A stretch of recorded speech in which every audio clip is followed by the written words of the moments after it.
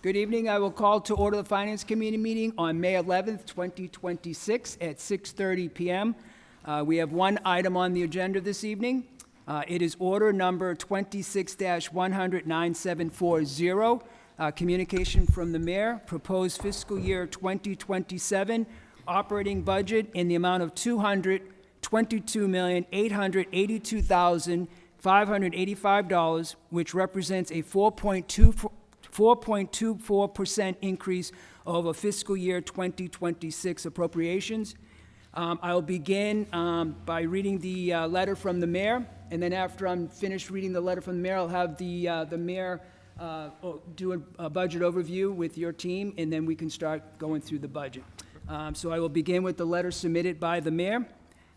Dear Honorable President Ossing and City Councilors, in accordance with Massachusetts General Laws, Chapter 44, Section 32, and the City Charter, I respectfully submit for your review and consideration of the proposed operating budget for the City of Marlborough for fiscal year 2027.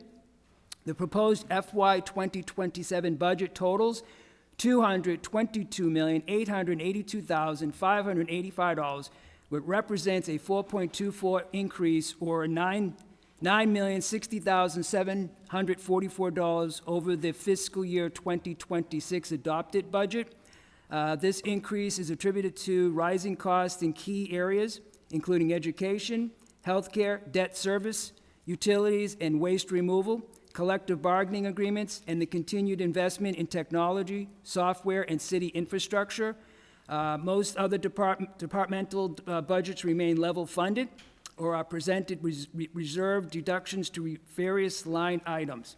It is important to note that there was a reduction in the retirement contribution for both the city and the school.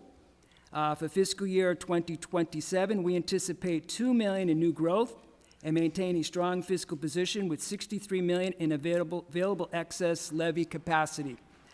Key budget drivers contributing to the increase include $2,077,340, or a 2.5% increase for Marlborough Public Schools, $1,600,653, or a 12% increase for school health insurance, a $1,045,312, or a 12% increase for city health and life insurance, and $339,640 reduction for long-term debt service, $225,000 for interest in our short-term debt service, a 50% increase based on a negative increase from fiscal year 26 in reserve for salaries for adjustments and retirements, $225,000 for interest on bond anticipation notes, $520,000 or 16.9% increase for waste management services, $196,000 or a 2.6% increase in the water MWRA, and a $1,494,934 or 17.5% increase for Assabet Valley Regional Technical High School. We work closely with all departments to identify areas where we could make the modest yet impactful budgetary cuts. Given ongoing state fiscal uncertainty, minimal increases to the city budget in years past, and other financial pressures, we approach this prepared to make reductions that would not compromise the city's core operations. At the same time, we aim to be deliberate in our decisions, mindful of each department, distinctive needs, and responsibilities to our taxpayers. We were met with understanding during this process and worked collaboratively to get increased below 5%. As you may know, many of our dedicated city employees are Marlborough residents. Having that same homegrown perspective during the budget process works together with the departments. It is something I'm grateful for on a deep level. We all share a love for the city of Marlborough and do our best for all our taxpayers. I want to extend my deepest appreciation to our dedicated finance team, Auditor Diane Smith and Comptroller Brian Doheny, for their work in preparing this budget. I also thank all department heads, including the Retirement Board, for their cooperation regarding budgetary adjustments, and the City Council for their commitment to the thoughtfulness and responsible budget review process. I look forward to working together with you in the coming weeks as we review the FY 2027 budget. to best serve the residents of Marlborough and our growing city. Sincerely, J. Christian Dumas, Mayor. Good evening, Mr. Mayor and your team. Good evening, I Mr. will let you give your overview and summary of your proposed budget. Thank you very much. So I just want to thank you all for this wonderful process that we're going to go through tonight. So I believe the letter sums up from where we are in all the increases that are either contractual or to keep the city running. But I'm sure you all no stranger to the news with all the inflation and everything else that's going on. It's a topic of the conversation in all our mayor meetings, and the topic is nothing but overrides across the board. We're also impacted by that as well, so that's why you see the increase with the budget that you have before you. So not only do other cities and municipalities have to plan for the override, but they actually have to come up with a game plan on how to get community involvement for those overrides. Thankfully, we do not have to do that here. That does not mean that I want to tap in and tax the residents of Marlborough, but we do have an extreme luxury when it comes to that. We are pretty envious of every other community every time I go to the mayor's meeting, so I do not take that lightly. Our growth is extremely important in how to navigate that continued growth. It's all of our jobs together to collectively work on that, because obviously the tax implications with the budget increasing year after year, we need that new growth, and we have it here. And it seems to be a common theme throughout every meeting that I go to with other mayors. So having said that, I just want to thank all of the department heads. We looked really closely at every line item to see where we can pull money from and cut and reorganize certain departments to see where we can move money to better impact not only each department, but also keep the services that the residents are accustomed to moving forward. We have to stay competitive with those services, but also salaries to keep the employees that we have happy and stay here. We have an incredible amount of talent that works for the city, and I would be hard-pressed not to say if we do not have the talent that we have here in this city, this budget would look a lot different than what it has been in the years past.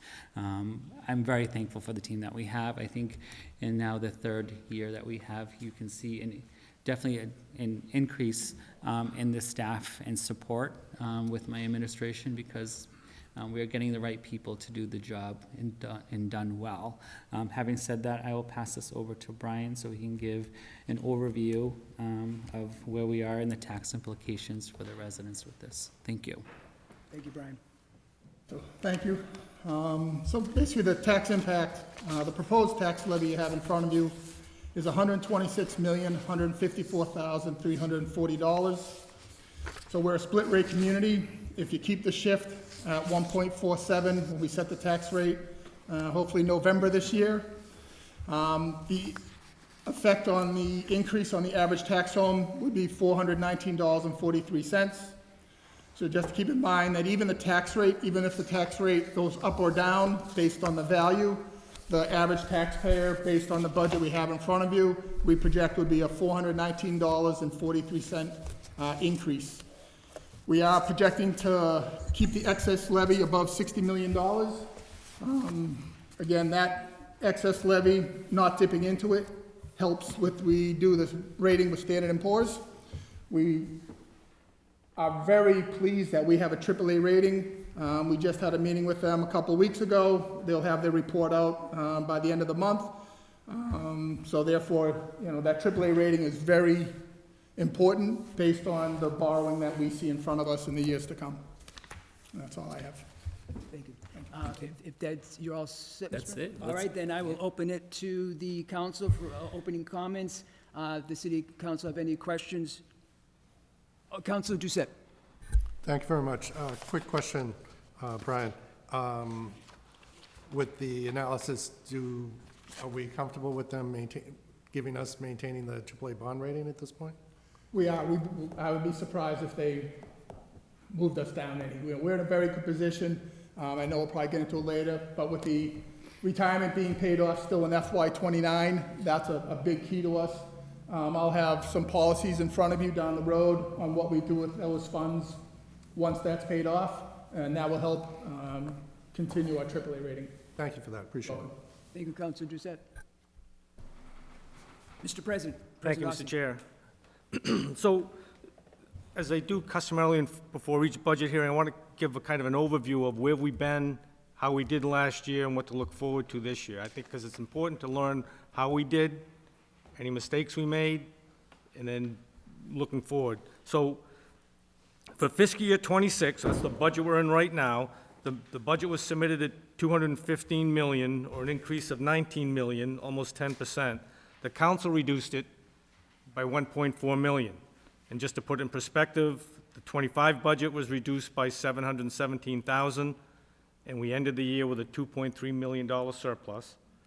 Fiscal year '24 was reduced by $940,000, and we ended the year with a $4.4 million surplus. So what I'm setting you up for is that any adjustments to the budget does not mean the world's coming to an end. And I'll get into that in a little more detail. The council ended approving a $213 million budget, or a $17 million increase, or 9.1%. So for this budget, the mayor submitted a $222 million increase of budget, so it's an increase of $9 million, or 4.24. Mayor, well done. That's beats 9.9% by at least half, all right? But the tax impact on the average single-family house is still projected to be $420. So if the council reduces this budget by $500,000, the tax impact would be $392. If we reduce it by $1 million, the tax impact would be $365 to the average house. And then Councilor Vital's resolution that he brought up to get it to $250 would require a $3.5 million reduction in the budget. I don't see that happening, personally. There's 4 primary drivers, as the mayor discussed. So of that $9 million, $6.1 million of that is made up of schools by $2 million, school health insurance, $1.6 million, Assabet Valley, $1.5 million, and city health, $1 million. So those 4 alone make up a $6 million of the $9 million increase. So the next 3 pages details the line-by-line item that we reduced the budget by. And I updated it in red to tell you how we did. And I'll tell you, the $1.4 million that was reduced by the city council for this year's budget has had 0 impact on the performance of services and how the city is done. So good job. I mean, I know it's hard to reduce the budget, but there haven't been any issues. And I'm happy to go through any of those if you want, but I'll let you read those at your leisure. But the point is, the $1.4 million adjustments we made did not impact how city services were being carried out this year. On the fiscal year '26 budget status, so through April, right now we're running $1.1 million under in salary line items. $814,000 was used in underruns back in January, so we're about $1.9 million under in salary. So no one wants to cut budgets, cut salaries, which I get, and I encourage the department heads to hire if they can, but that's something you got to be aware of. So when we say we're going to take money out of electricity, sorry, Ted, or other accounts, there's money there, all right? We're not going to hire everybody on July 1st. There is money, and I've gone through this speech year after year after year, and you guys have not proved me wrong yet, all right? I'm hoping the department heads can hire everybody July 1st and prove me wrong, but it just doesn't happen. It's a tough market out there, all right? Fiscal year '25, the salary underruns at this point were $1.1 million. In '24, they were $1.1. In '23, $800,000. So the underruns are there. So now go to internal transfers. So kudos to the council. Way back a couple of years ago, we approved the order that allows the department heads to manage their budget. They can move money around, all right? So they've moved little over $1 million around, and pages 7 and 8 show you what they've done month by month of no impact. And it's good for the departments, love it, because don't take this wrong, Mr. Chairman, they don't necessarily like to come before us every time they want to move money around. But it's worked fine. I think the auditors hasn't had any issues with it, and it's consistent. Year after year, at this time, that's about the amount of money that's transferred. Now, there's going to be another year-end transfer. The mayor's going to submit. It's probably going to be another $1 million, which is going to be in line with what we did in '25 and '24. So it's not unheard of. So let's talk about hiring. So through April, so just this fiscal year, the city's hired 112 individuals, and 79 have left the city. And I just take this from the month-by-month accounting that the retirement board does. Who's in, who's out. Of those 112 individuals, the school added 86 and 58 left, and the city added 26 and 21 left. And then when I review the HR website, the city has 20 open positions. Last year we had 18, and the school has 48 open positions. So assuming those positions remain unfilled, a conservative estimate is schools will have an underrun of $1.9 million, and the city will underrun salary by $1.3 million. Now, you all know, as I just said, they transfer money around. But there's money there that's just not being used. So now how taxes are determined, I do this for the simplicity more for the public. I call it my simple ABC formula. You know, state aid plus local revenue plus the property tax equal the budget. So the budget, that's what we're going to talk about tonight. All right, it's a $9 million increase. All right, projected impact on taxes, $420. So to pay for that, you got to get state aid. State aid's only expected to be $62.6 million, an increase of only $182,000. Now I know the Senate's done theirs, and it's got to go to House Ways and Means, and then the governor's got to sign it, and then the House gets to veto, and the House and Senate get to challenge it. But last year, we saw a $3.8 million increase in state aid. $3.8 million versus $182,000. So your state aid piece of the puzzle isn't helping us. Local revenue. Projections right now, it says a $1.5 million increase this year for fiscal year '27. Last year, we saw a $4.5 million increase in local aid. So again, not big.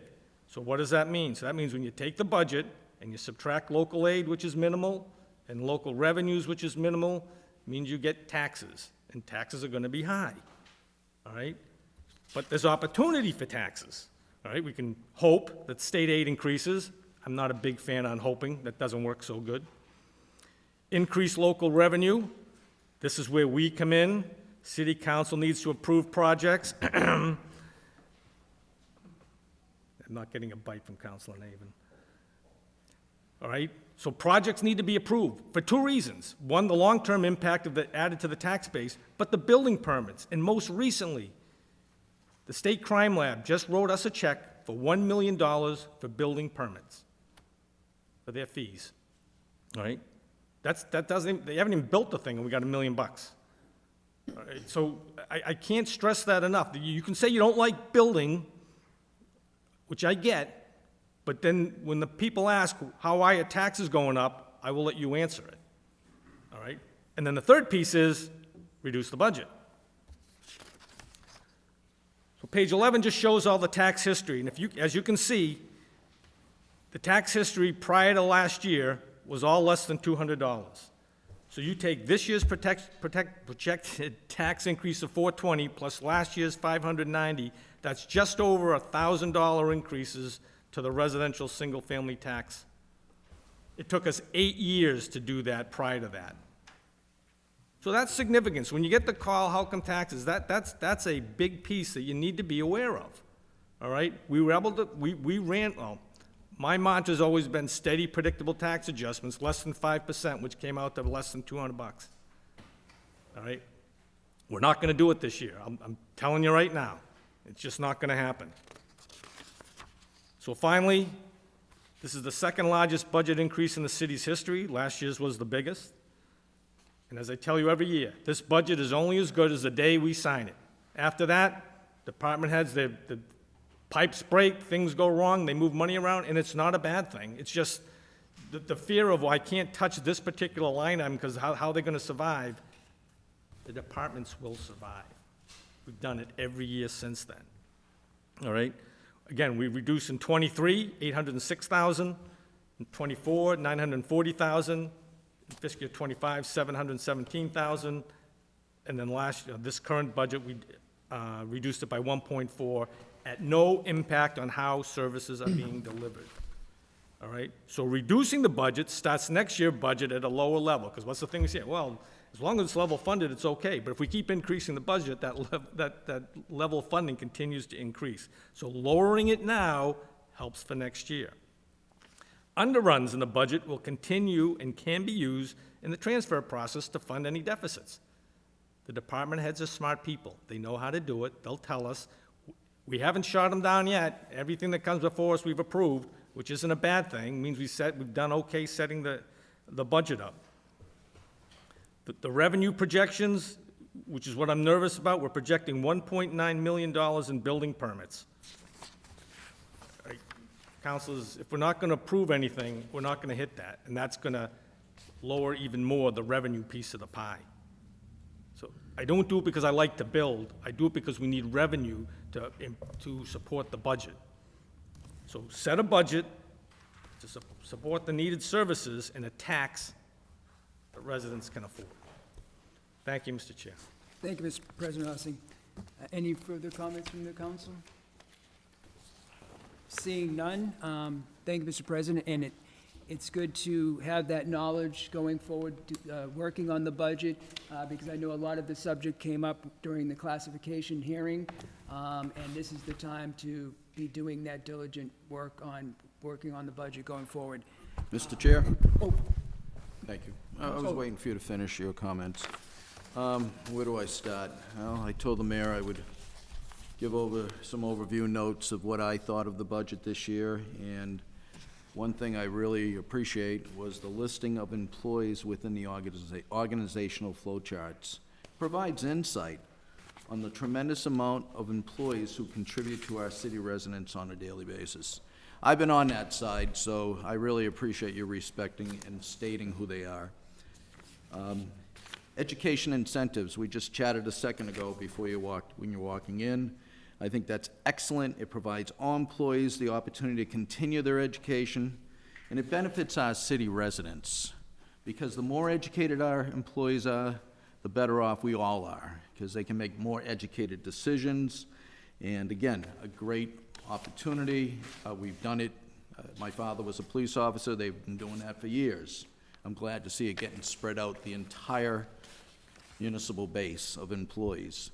Question, have you resolved, and I don't want to get in contractual discussions, but the MMEA we got some correspondence, and obviously, you know, I worked for John Salikas. He was our public health agent, and he always would say, if you're going to water the tree, you water the whole area, not just a certain part of the tree will fall. It's a good example, and John was a great guy. He worked on the public health department as well as a board member. How are we doing with that? And if it's going to interfere with contractual, I'll talk to you off the record. No, we start that process next year. So all our contracts are up next year, so. Okay, and again, you don't have to go too deep into that. I know it's Yep. also negotiations. It's all and pending all that. negotiations, and I would rather not discuss that. That's fine, so and it's- I offered that to you. Yep, and I appreciate that. And going through the budget, I went through every one. I had questions for some other departments, but I get it. I came hopefully prepared to Okay. answer those questions. If Good. not, then Yeah, you we'll already get to that answered one answer. on the solicitor, so I appreciate that. Right. And I had some questions with others, but I really, truly believe you've done a good job with realistic budgeting. What I find in this budget is a lot of the out-of-control situations, waste disposal. Recycling, thankfully, is a little bit cheaper, and I think people will continue to recycle. Electricity, gas. We see this at home, too. This city is very fortunate to be able to put out your recycling bin and your trash bin every week. I worked in a town where you pay as you throw. Right. So we're very fortunate in Marlboro to have that. But the costs go up. Those companies have to increase cost.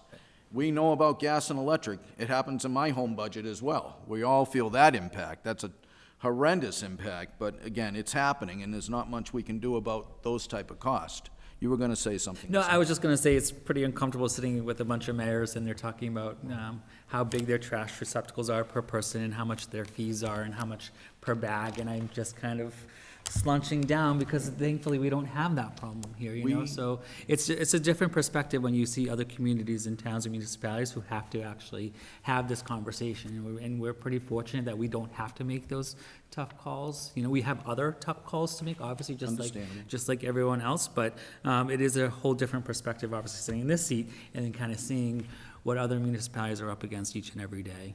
Yeah, and with that said, in my neighborhood, we had 2 houses for sale, sold just like that. Once the spring season came out, You go to any other city or town near us, they're not paying the taxes we're paying, and that's the work of this entire body, including the mayor's office, the comptroller, Diane Smith, the auditor. You know, we work as a team, and I think that's, but my last comment, Mr. Chair, and that'll be it.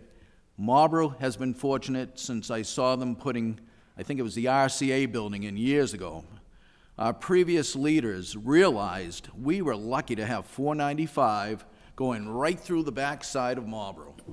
We have, in my view, talking about growth and projects, we have got to continue, and including with MEDC, to attract commercial industrial properties.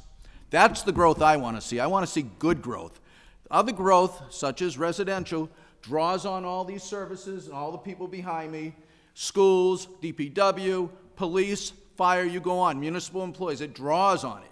So it's not as good growth as what I see when we attract, and we have the opportunity to attract with water and sewer and highway, good commercial industrial growth, and I'm glad the State Police Crime Lab worked out.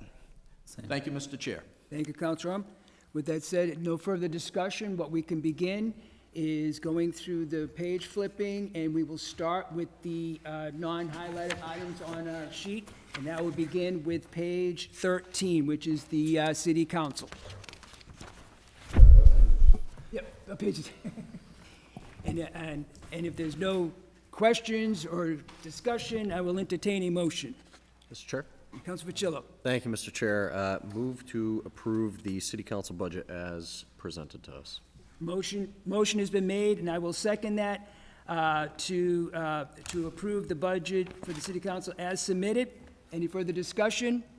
Seeing none, all in favor? 1, 2, 3, 4, 5, that carries.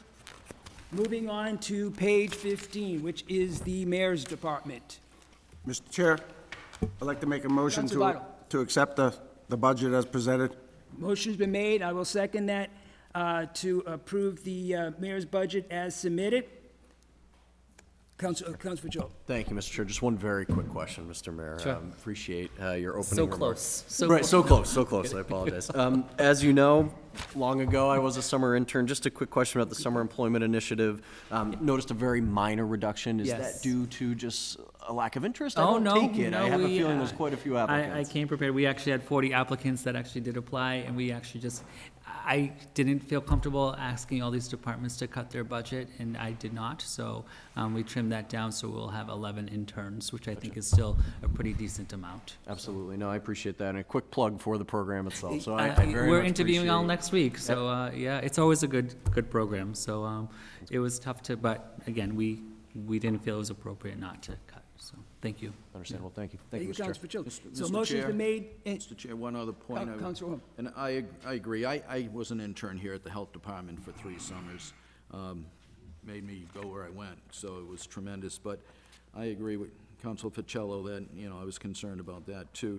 The other note I just wanted to make, and the mayor and I had a discussion on this, was his salary. But again, Wait, you brought that up, I did not. I brought it up, I not want to you, make that Mr. very Mayor. clear, I did not. but we're fortunate that you have a comptroller I'm right very next to fortunate, you. correct. And that is why I supported his salary item. Correct. Because if a town manager is going to run a town, as the comptroller knows, Right. you have to have a wide variety, most likely your master's in public administration. Yep. So that's where I think that's a great combo.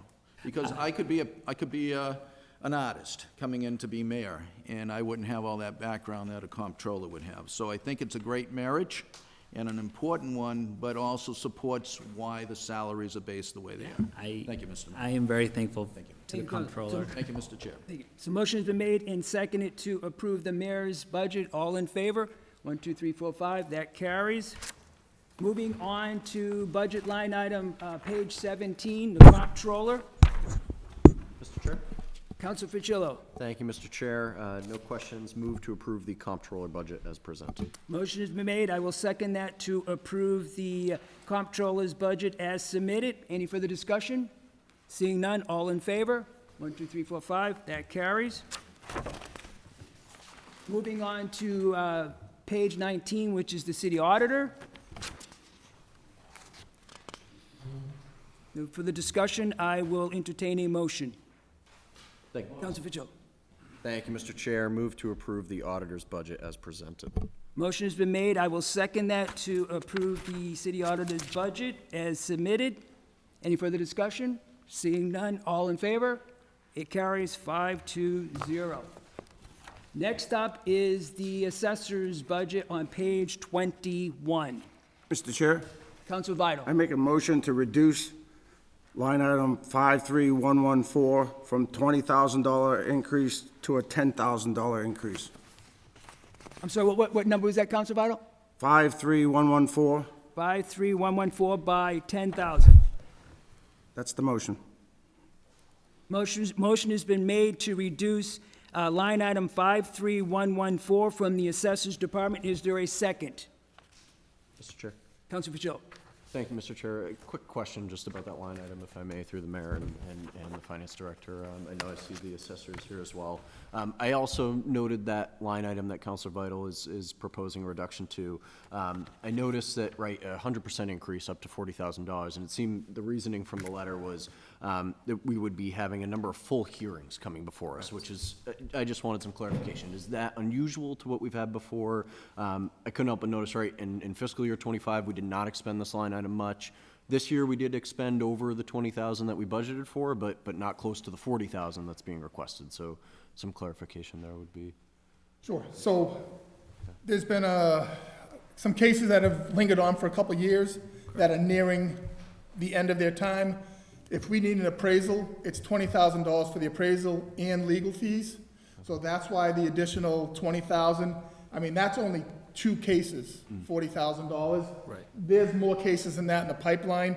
The original ask, it was either $60,000 or $80,000, so we reduced it already before it got in front of you, and that's why we asked that. We believe there's at least gonna be 2 cases that we're gonna have to deal with, and probably 2 more behind it. But again, as Councilor Ossing had mentioned, you know, we'll try to transfer from those within or from free cash when that gets certified.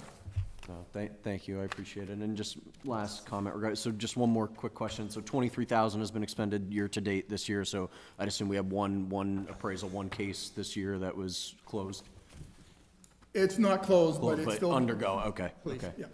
Thank you. Thank you, So- Council Fitzgerald. So Just a mo- point of, Oh, sorry, Mr. Mayor. Mr. Chair, just a point of, the original ask was 90, because we thought 30, 30, 30 for the 3, so we significantly cut it beforehand. But if you feel that's needed is more, then obviously we can make it work. But we thought justifiable, the amount that was submitted was pretty accurate. So Thank you, Mr. Mr. Chair, if I may. Council Orm. Thank you. And the money, and it's in the second paragraph of the letter, it's obviously to go after funding that to defend cases before the appellate tax board. I presume the money, well, it will be well spent because we're going to be gaining funds from the appellate tax reviews, correct? So it helps defend our values. Correct.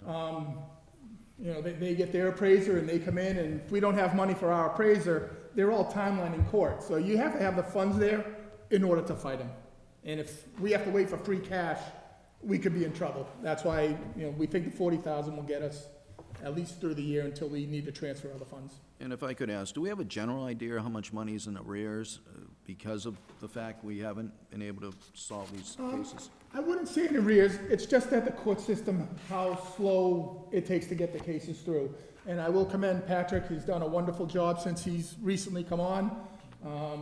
You know, he's definitely moving the cases.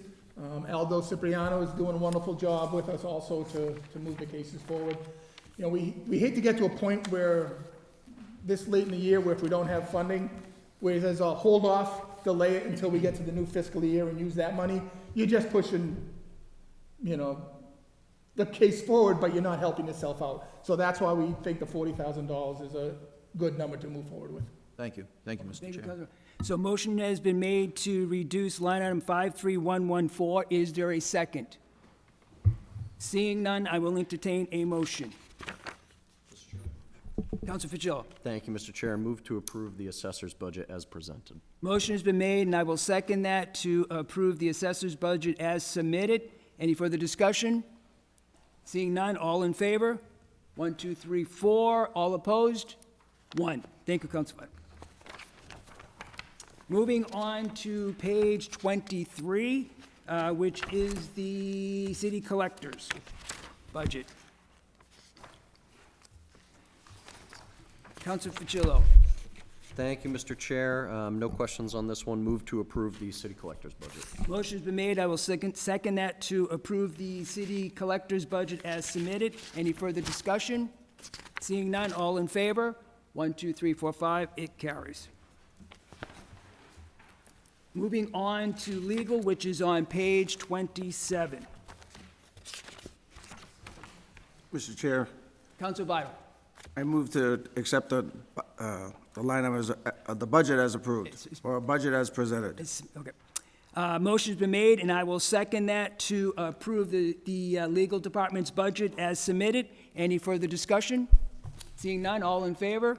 1, 2, 3, 4, 5, that carries. Thank you.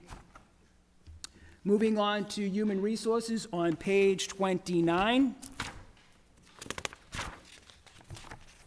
No discussion, I will entertain a motion. Counselor Facillo. Thank you, Mr. Chair. Move to approve the human resources budget as presented. Motion has been made, and I will second that to approve the human resources budget as presented. Any further discussion? Counselor Orm. Mr. Chair, it was well-defined, and that's why I appreciate the summaries of each budget for each Good, department. that's a good point, Counselor, yes. I did have a question I can ask the mayor. I know we're doing our own workplace safety. Do we still have any involvement with the Meyer insurance programs to reduce the cost of insurance? Yes. And is that part of what this discussion and description was in the HR budget, or is it a separate? That's kind of a separate, but sometimes we could use those to piggyback on the Meyer rewards, if you don't mind Meyer jumping rewards, in. thank you. You know, we can, if they qualify for the Meyer, we pass it through and we get credit for them. Okay, so we're still seeking that training as well. Absolutely. Yeah, And that's a safety is- full citywide effort with all departments to maximize where we can get those credits. Thank you. Thank you, Mr. Thank you, Chair. Counselor Orm. Motion's been made and seconded to approve the human resources budget. All in favor? 1, 2, 3, 4, 5, that carries. Moving on to information systems, which is page 31.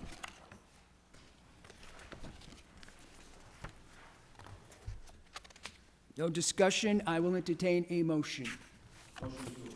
Motion's been made and seconded to approve information technology budget.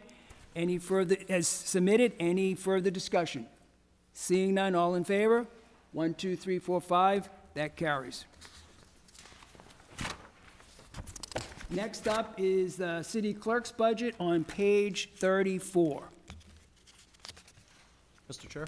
Counselor Facillo. Thank you, Mr. Chair. Move to approve the city clerk's budget as presented. Motion has been made. I will second that to approve the city clerk's budget as presented. Any further discussion? Mr. Chair? Counselor Orm. Just a quick question on the poll workers. It was a little confusing the way it was described, but I presume they're being reduced because we're not having a city election, and it'll go back into the budget next year? Is that what we're going to see on this? Correct. Yeah. That's the next line item, but yeah, if you want to jump ahead, yes. Yeah, yes, Mr. It Ray. was just, you know, you showed a reduction, but you didn't, Yeah.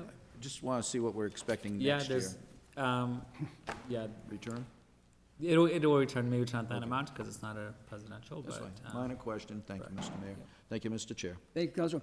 Motion's been made and seconded to approve the city clerk's budget. All in favor? 1, 2, 3, 4, 5. That carries. Moving on to elections, which is page 36. Counselor Facillo. Thank you, Mr. Chair. Just a quick plug here. I know I had the opportunity to go into the elections department here in Marlborough at the clerk's office to hand in some nomination sheets for certification for a candidate running for federal office. They took care of me so quick, did a fantastic job, and I got great feedback from the Secretary of the Commonwealth's office up at Ashburton Street in Boston. So they do a great job. No questions. With that, move to approve the elections department budget. Thank you, Counselor Facillo. Motion's made, and I will second that to approve the elections budget as submitted. Any further discussion? Seeing none, all in favor? 1, 2, 3, 4, 5. That carries. Next is the License Commission on page 38. Motion to approve. Motion's made, and I will second that to approve the License Commission's budget as submitted. Any further discussion? Seeing none, all in favor? 1, 2, 3, 4, 5. Carries. Next up on page 62 is inspections. 62. Mr. Chair, Counselor Vital. I have a few items here. First off is line item 51,300, additional gross overtime. I'd like to reduce that by $1,000. And I'm sorry, Counselor Vital, what number was that? 51300, additional gross overtime.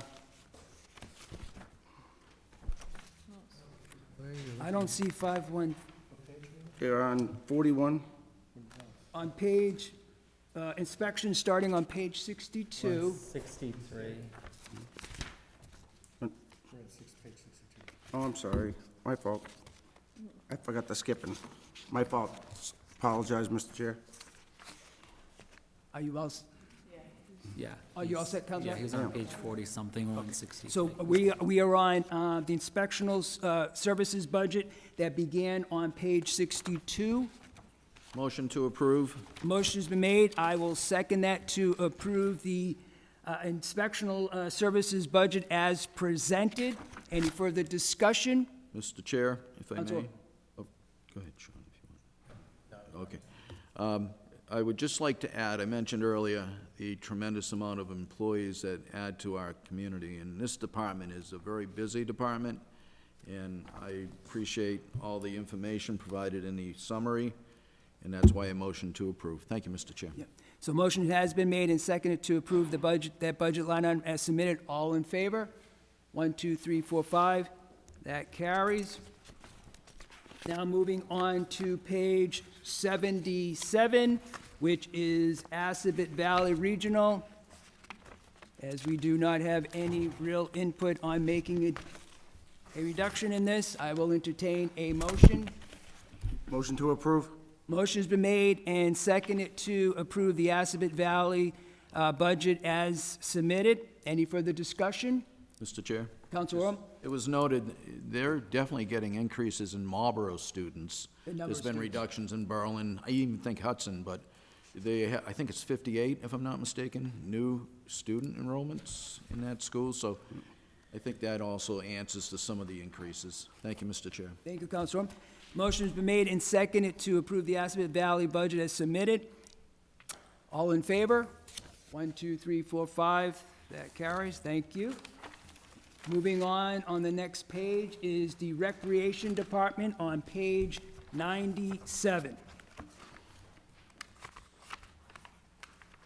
Mr. Chair? Councilor Ficillo. Thank you, Mr. Chair. No questions on this line item, and move to approve the Recreation Department budget as presented. Motion has been made, and I will second that to approve the Recreation Department budget as submitted. Any further discussion?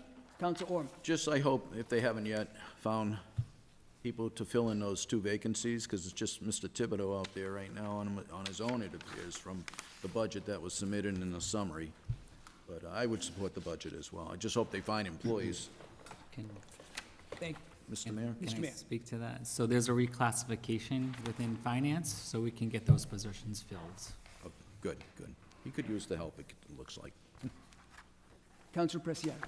Thank you so much.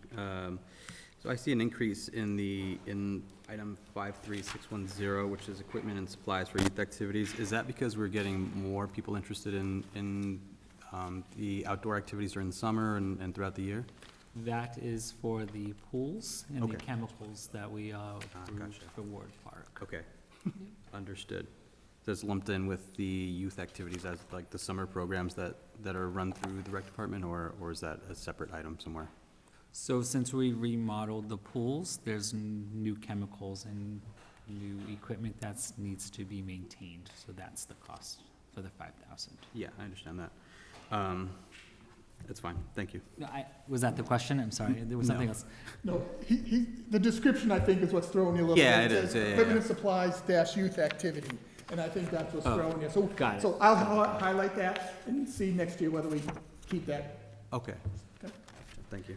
Thank you, There's a Councilor lot of Preciado. work that Munis needs to be updated on, especially positions and salary titles. It can be very, very confusing. So Understood. my apologies for not understanding the question. Thank you, Mr. Mayor, for that clarification. Motion has been made and seconded to approve the, well, I forgot now where I am. Recreation Department, thank you, Councilman Joe. Recreation Department, all in favor? 1, 2, 3, 4, 5. Thank you, sir. Carries. Okay, next up is the health and licensing on page 99. Motion to approve? Motion has been made and seconded to approve the health and licensing budget as submitted. Any further discussion? All in favor? Carries 1, 2, 3, 4, 5. Next up on page 101 is Human Services. No discussion, I will entertain a motion. Motion to approve. Motion has been made, and I will second that to approve the Human Services budget as submitted. Any further discussion? Seeing none, all in favor?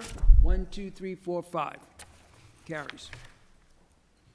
Next up is on page 103, Council on Aging. Mr. Chair, Council Orm. motion to approve for discussion. Motion has been made and seconded to approve the Council on Aging budget as submitted.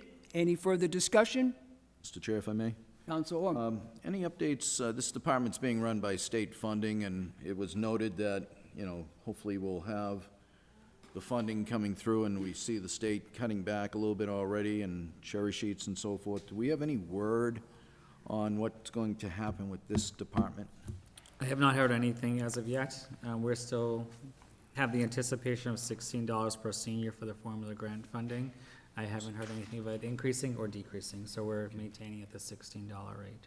If it was decreased, we most likely then would need to have you come back to the council for, If that happens, I would be more than happy to, so. and just so you know, they handle 35% of the senior residents in this city.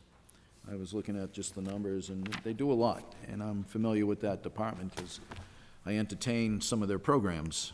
As do I. Hopefully, we don't have to come down that road where we. Yeah, I hope not, but again, it's a shaky way to run a department on grants, but again, I just had that question. It's fair. Thank you. But my motion stands that I recommend approval of the Thank you, budget. Council Orm. Motion has been made and seconded to approve the Council on Aging budget as submitted. All in favor? 1, 2, 3, 4, 5. That carries. Next up on page 105. Mr. Chair? Oh, Council Vital. I received a number of phone calls over the last week about the reduction in veteran benefits, and President Ossing was awesome, as he always is, and he kind of shared with me that that line item continuously comes in below what we budget year after year, at least over the last 3 years. So it's, even though it looks like we're reducing veteran benefits, we are making that line item more realistic. Thank you. And should we ever need additional veteran benefits, I'll be the first to bring to this body a transfer. So with that, I'd like to make a motion to approve. And thank you for that update, Council Vital. Motion has been made. I will second that to approve the Veteran Services budget as submitted. Any further discussion? Council Orm? I had the same question because, and our veteran agent, Michael Hennessy, indicated he's satisfied with the budget as presented. But yeah, when you look through the numbers on veterans benefits, 140 for FY '25, 125, and went down to 105. I agree with Councilor Vital. I will be more than happy to support, especially now that not just our veterans, but our military is busy. And with that said, if they come back and they need more benefits, I would be with Councilor Vital and stand up for that, because as we know, one of our own councilors has been called back. So, but that's all I have to say. Thank you. Thank you, Council Orm. Motion's been made and seconded to approve the budget as submitted. All in favor? 1, 2, 3, 4, 5. It carries. Next up on page 107 is the library. Motion to approve? Motion has been made, and I will second that to approve the library's budget as submitted. Any further discussion? Seeing none, all in favor? 1, 2, 3, 4, 5. That carries. Next up on page 110 is celebrations. Mr. Chair? Counselor Fucillo. Thank you, Mr. Chair. Move to approve the celebrations as presented. Motion's been made, and I will second that to approve the celebrations budget as submitted. Any further discussion? Seeing none, all in favor? 1, 2, 3, 4, 5. Carries. Next up on page 112 is Fort Meadows. Mr. Chair. Counselor Vital. Thank you, Mr. Chair. Couple of quick updates. I got a chance to talk to some of the members as well as Priscilla Ryder, our conservation officer, who does some fantastic work around the Fort Meadow Reservoir. And as counselors may remember, and for those who don't know, last year we signed a 3-year contract with a new contractor to do weed control on the lake. Weed control is largely the bulk of this budget. And so just some things to emphasize. The first year went extremely well with the new contractor, from what I've been told. Currently, they're doing some pre-survey work to identify what weed control is needed in this upcoming year. And farnwort has been spotted on the lake, which could be more costly to get rid of. So councilors may see that they're a little under budget this year, which is a good thing because we may need to tap into that coming up into this upcoming year. Another thing kind of underscoring the importance of this budget, right? Priscilla Ryder and the entire team down there, they remain committed to water quality and depth, and the recent droughts that we've been experiencing are putting those in jeopardy. It's, hurting the water quality and the depth of the lake and leads to more algae bloom. So I am in full support of the Fort Meadows budget and appreciate all that they do in Ward 6, right, and in Ward 7 to help keep the lake nice and healthy. And with that, move to approve the Fort Meadow budget. Thank you, Councilor Pacello. Motion's made. I will second that to approve the Fort Meadows budget as submitted. Any further discussion? Mr. Chair, Councilor Orm. I appreciate my ward councilor's support on this. Thank you. Thank you, Councilor Orm. Motion made and seconded. All in favor? 1, 2, 3, 4, 5. That carries. Okay, so if my numbers are correct, that ends all the non-highlighted items. And at this point, if it's okay with the committee, I'd like to bring the school superintendent up and go over their budget, if that is okay at this time. Thank you.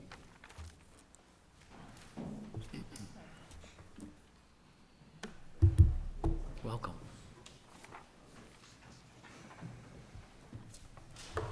Good evening. Good evening, Superintendent. Good evening. And again, I know President Ossing highlighted a lot of the increase on the school side. So that was, it was good to see when we were reviewing the budget and realize that there was a reduction in student count. But anyways, I'll let you give a summary on your budget as presented. Thank you. Thank you. Appreciate that very much. And good evening, everybody. Great to be here and to be part of this process. So the FY27 budget for the Marlborough Public Schools has been driven by 3 guiding principles. And I do think these are really important to mention because they will most likely anchor all of the answers to your questions that you may have. The first goal of our budget was to ensure that we were bringing more direct service right to our classrooms. And so we can talk about some of the reconfiguration of positions and FTEs in terms of how we actually did that. The second feeds right into the first, which is a realignment of staff. We spent a significant amount of time realigning our faculty to ensure that we are meeting the needs of our students. In FY27, we made the determination that different did not necessarily mean more. It meant different. And so we looked at utilizing the FTEs that we had, the resources that we had in terms of supplies and materials, et cetera, and reconfigured those in order to meet the goals of what will be laid out in our new strategic plan in the coming weeks. The third guiding principle for FY27 for us was really anchored around this idea of strengthening and streamlining our operations. You may or may not be aware, we did eliminate 8.5 administrative positions. We did reconfigure some of those positions into student-facing positions, but we also frankly, eliminated some of them in terms of trying to find some efficiencies and help develop a budget that not only meets the needs of our students, but can be supported by this body and this city. The process itself this year, I'm sure like in many years, was very thorough. We started our development of FY27 in the fall, and we did a very deep review of historical spending. So we met with what we call cost center managers. Those are our directors and principals, anyone who's in charge of a budget. And we did a very thorough analysis of the past 3 to 4 years of what was budgeted and what was expended to see exactly how much was spent in each line under that cost center manager's supervision. We then had some very difficult decisions and conversations around some of the resources that had been budgeted year over year, how they were spent, and where we may need to shift that allocation for FY27 or eliminate it altogether. That was a lengthy process, as you can imagine. We did that in the midst of a transition to a new business manager, which we're very happy to have Mohammed Siddiqui here this evening with me presenting. But we set the scenario so that when Mohammed began, we had done a lot of that framing of the structure for our budget. We then held many workshops with our leadership team to talk about the goals, or at least the anticipated goals in our upcoming strategic plan, which will be launching as of July 1, 2026, because we need to ensure that our fiscal plan actually matches the strategic plan of the school district and our new portrait of a learner. The portrait of a learner is our promise to the city of Marlborough of what we guarantee every graduate from Marlborough Public Schools will have. That does not start in high school, that actually starts in preschool. So we need to ensure that we are aligning our work pre-K through 12 to fulfill that promise. And we can't do that without the fiscal realignment. So we had many tough conversations with our cost center managers, again, principals, directors, did lots of very good work with our mayor, with our school committee to help realign those dollars. And Mohammed will talk a little bit about some of the specifics around the budget impact. Yeah, so originally we proposed a budget for a level service budget representing a 2.94% increase over our FY26 numbers, but with the mayor's cuts, now we are at 2.5% increase from last year to this year. And within this budget, we are able to reconfigure positions. We're adding 6 intervention coordinators, 6 interventionists, 5 SEL interventionists, 1 music teacher, 1 world language teacher, and 2 preschool teachers and 1 assistant principals. And along with this, we have some newly identified needs within our schools, you know, for the new science materials, after school music enrichment programs, and we have some increases to our transportation. To increase ridership, we're adding 4 buses to our FY27 budget. So with the new budget cut, we are at, for the total, for FY27, we are at $84,839,324.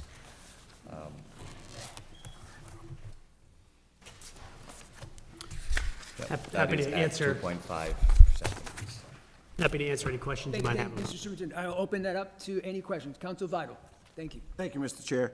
Mr. Superintendent, when you and I met, I came in there expecting you to give me an awful lot of excuses about budgetary increases, and boy, was I wrong. What I found my final conclusions about you are you're, in my opinion, someone who's spent close to 40 years in education. You're a business leader, you're a visionist, and you have a sound understanding of the classroom. And with that, I'd like to make a motion to accept the school's budget. Thank you, Council Vital. Motion's been made, and I will second that to approve the school budget as submitted. Any further discussion? Council Orr. Thank you, Mr. Chair. Thank you for all your budget preparation. Love the art that you've been putting in it for years, but thank you for all your efforts this year. As Councilor Vital said, he couldn't have said it better. We had the opportunity for Dr. DeFalco to come to our Rotary meeting, and he opened up to our community of the needs and all that, and that was excellent. It really shows your want to be part of the community. I just had a couple notes I want to make. There is a reduction of 368 students. I talked to the mayor about that, and that's just through a variety of things.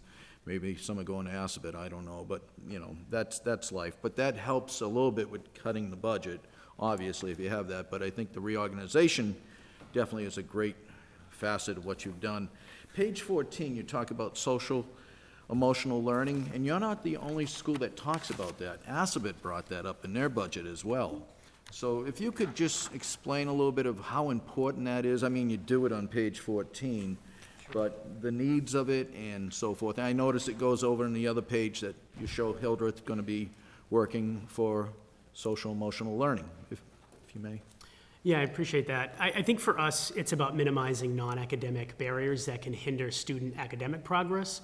Right at the end of the day, we're a school, so we're about getting strong academic outcomes, but we know there are a lot of non-academic pieces that can get in the way of students learning to their maximum abilities. So one of the things that we have looked at is really streamlining our student support processes. So for instance, we have adjustment counselors, we have an attendance, very small attendance team, re-engagement coach, what we call the position. And we have a new position that we are bringing on board through our redesign work of our social emotional learning interventionist.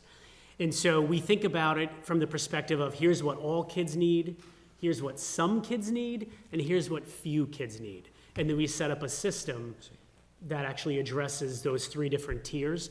That social emotional interventionist, that's really a tier 2 piece. It's a student who has some behavioral or some dysregulation that needs to be reset, but may not need a deep level of clinical intervention. And so it's really kind of that in-between spot that can do some work in the classroom, but that can also work with a small group of students in a different setting to help reset, re-regulate the student and get the student back to class. I appreciate the efforts. Education for all is the way I see that. And the only other part, having children in the music program, they're all older now, so they're not children anymore. Fantastic that you're implementing it. I think you had it on page 11. You were talking about grades 3 through 5, and that's a small amount of money to launch music programs, but continue with that effort in my view. Thank you, Mr. Chair. Thank you, Councilor. Thank you. Councilor Ficello. Then I'll go to President Ossing. Thank you, Mr. Chair. I appreciate it. Thank you, Mr. Superintendent, Mr. Mayor, Mr. Siddiqui. It's great to see you guys. Just a couple things I wanted to highlight. Obviously, first budget working together, and appreciated the opportunity to sit down with you, Mr. Superintendent, way back when in the fall when you said, you know, we were just starting to think about this, and now to see this all come to fruition. And just a couple of programs that really wanted to emphasize, right? The new Hildreth K-8 program. Right, establishing therapeutic special education program. This is something I've heard from residents in our city, people who've come to me to talk about, you know, what are the needs that they want to see here in Marlborough Public Schools.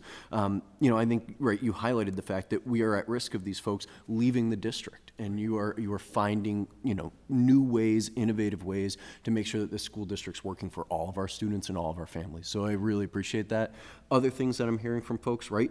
Having an accelerated learning pathway. That is an incredibly exciting program, right? That's feedback that I hear from the parents I talk to when I'm, you know, talking with residents, people who are, you know, emailing me, calling me. The biomed program at Marlborough High, right? Another really exciting initiative that we should be looking at. And lastly, I hear all the time from our teachers the need for reasonable class sizes, and it seems like that's an emphasis in this budget and a driving factor behind a lot of, right, the fiscal investments that you guys are making. So really pleased with a lot of the things that I'm seeing, and on top of that, a lot of the capital work that's going into this. I know I've gotten to work directly with DPW about some stuff happening at Whitcomb and some of the needs that I'm hearing from residents who live around Whitcomb and are witnessing, right, infrastructure improvements that they would like to see as neighbors of the school. So the fact that there's all this collaboration going on, I'm very grateful for and very happy to support this budget. Thank you, guys. Thank you, Mr. Chair. Councilor Ficello. President Ossing. Thank you, Mr. Chair. Jason Mohammed, it's refreshing is about the best word I can come up with. The work you two have done. I go back to last year at this meeting, the world was coming to an end. We were getting not so nice emails from residents about any reductions to a 9.9% increase, over $8.4 million to the school budget, right? Budget was reduced by $1.5 million. Nothing happened. The world went on, never heard a peep afterwards. I attribute that to your two leadership in making the funding you get work for the school system. The budget increase today, lowest in 10 years. I'd say stand up and take a bow. I mean, it's really that refreshing. You guys have done a tremendous job. When we met earlier, you told me you were gonna come in under 3. Congratulations, man of your word. The positive work you've done and the feedback I get is outstanding. So I want to acknowledge both of you publicly for the work you're doing. I hope it continues. I'd love to get you over to Assabet. We got a little issues over there, but that's a different topic. But no, thank you, both Jason and Mohammed. Well done. I appreciate it. Thank you, President Austin. Well said. Councilor Preciado. Thank you, Mr. Chair. Thank you, Superintendent, and thank you, Mohammed, for being here. I just wanted some clarification. Am I to understand that you added some more buses within this budget? We will be adding, yeah. That's very nice. I know a lot of people were very, very, very upset about that last year, in last year's budget, and that was one of the reasons why the budget was so high. But that's amazing that you guys were able to add those bus routes because, you know, our students need safe routes, and to be adding more to that would really help, you know, drive more students to school, hopefully. So thank you so much for that. Mr. Chair? Preciado. Oh. Councilor Doucette. Thank you very much, Mr. Chair. Absolutely. Thank you guys for the work you've done with this. It is clear and eloquent on what your priorities are. I do have a couple of clarifications. The one thing I do have to compliment you is the one-page budget summary really is a great tool, so thank you for that. And page 14, the Marlborough High School supports the implementation of a new alternative education day program. What is that in particular? We are very excited about being able to bring this program forward. So where the program at Hildreth is a K-8 therapeutic day program, this program at MHS is actually something a little bit different. Sometimes when we think about alternative education at the high school level, we think about, you know, like students who don't behave in class and some of those, right, types of students. This is actually not that. This is an opportunity for any student who doesn't necessarily learn well in just kind of a typical traditional school environment.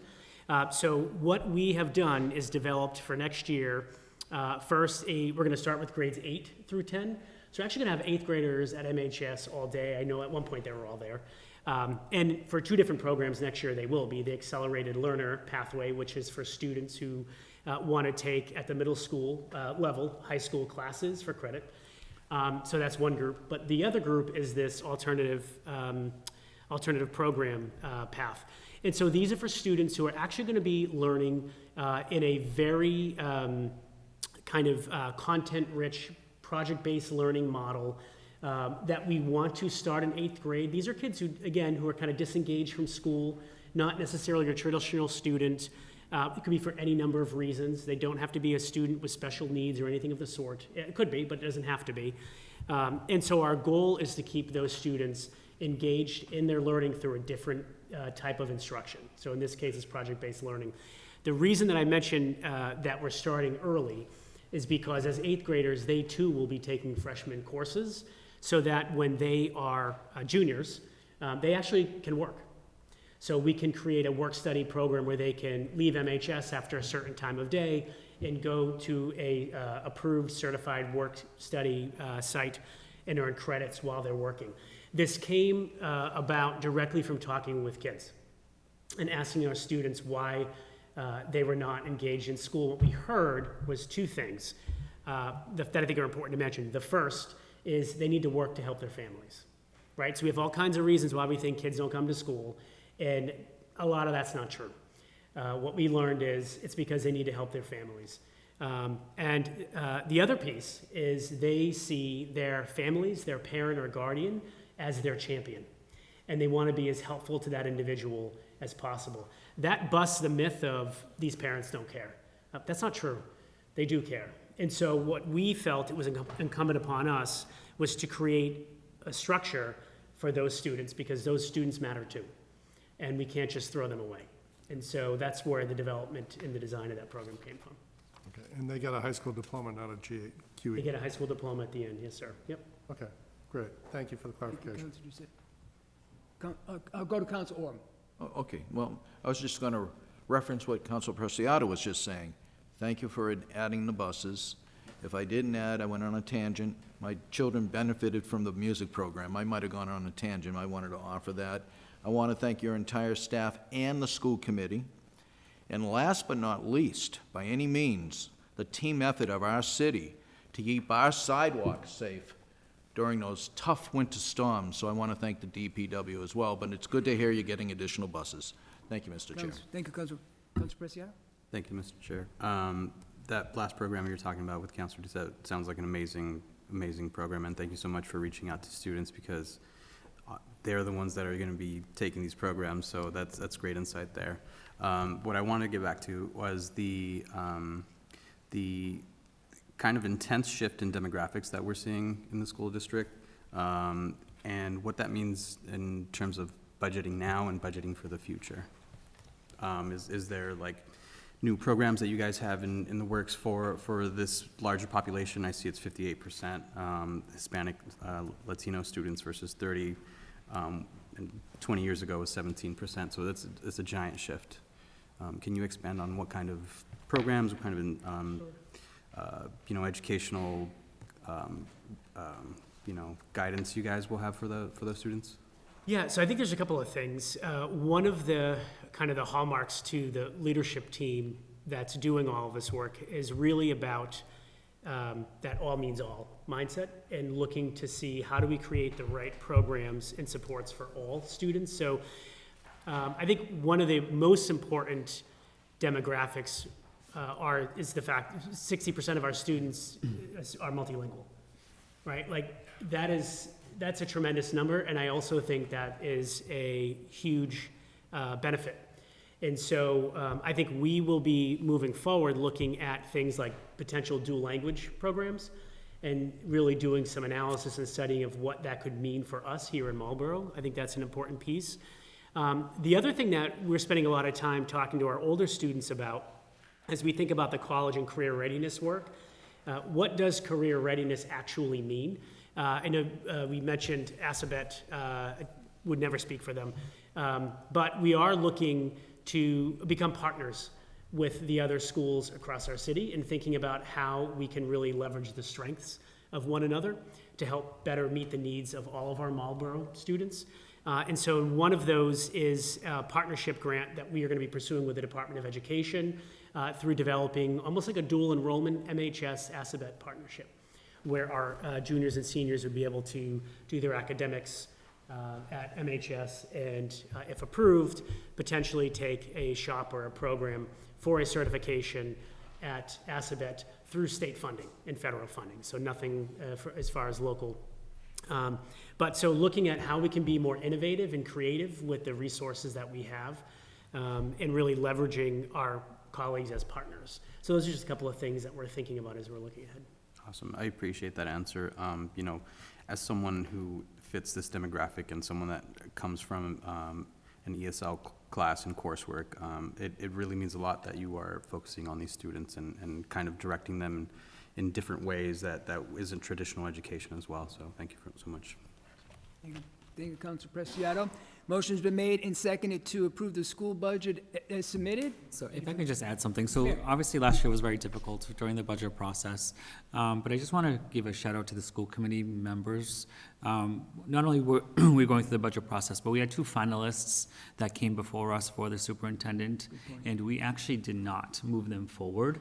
And then we started the process all over again, which was an incredible risk with a very small window of time to hire someone to come on board. So I just want to recognize how important that was and the deadline. And obviously, the risk was a huge reward because we were able to get the Superintendent Falco. And obviously, the proof is in the pudding with this budget cycle and everything that he's done. So I just wanted to thank the school committee members for that because, again, it was a huge risk. And thankfully, we hit a home run with that one. So thank you. Thank you, Mr. Mayor, and thank you for highlighting that because I think the sentiment of the full council is absolutely what you just said, so Right. thank you And so I much. don't know where we would be at with the other two candidates, you know, so it wouldn't be here. I can guarantee you that. So I'm just forever thankful that we made that decision, and it was not an easy decision to do that. But obviously, I'm very thankful to the team here because the amount of work and the incredible kudos through the community regarding communication and how we're turning around the school and really looking at the data.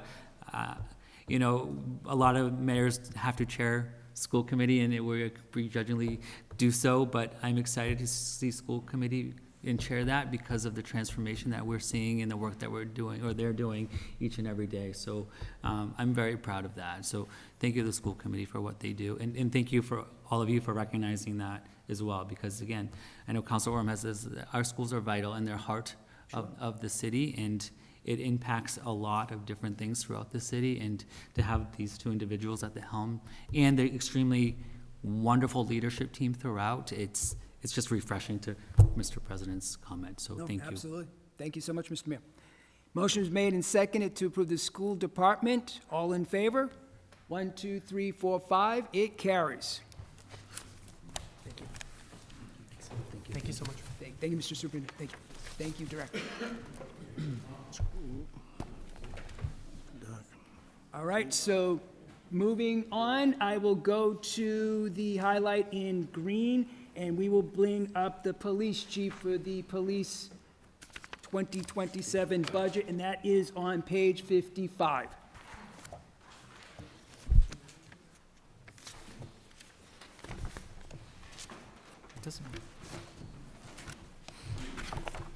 Good evening, Chief Georgie. Evening, sir. How are you?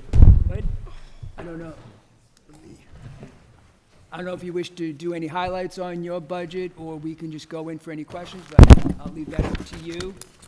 No, I just, the majority of any increases we have, as you can see in my analysis report, is that it's contractual. Just with the three different unions that we have, the patrol, the command, and the MMEA. We do have some slight reductions in some accounts, which we were able to work with the comptroller's office and the mayor's office to bring those about. But again, we are fully staffed at this point, so we're in good shape there. Deputy Chief Campbell is doing well. He unfortunately couldn't be here tonight. He had a family commitment that he, Hard to believe that was last year that we put Right, that in, and right. thank you very much. right, so that's worked well. So we don't have any big asks this year, so Was in a full commitment by the city council last year in the budget, so thank you to the mayor Yes, as sir. well. Thank you for the And you support. presenting to the council, like, having that, and we certainly appreciate that. I will open that to any council. Motion to approve the budget for discussion. I have a couple of questions, but I'll motion to approve the budget. Motion has been made to approve the police department budget as submitted. Do I have a second on that? Second.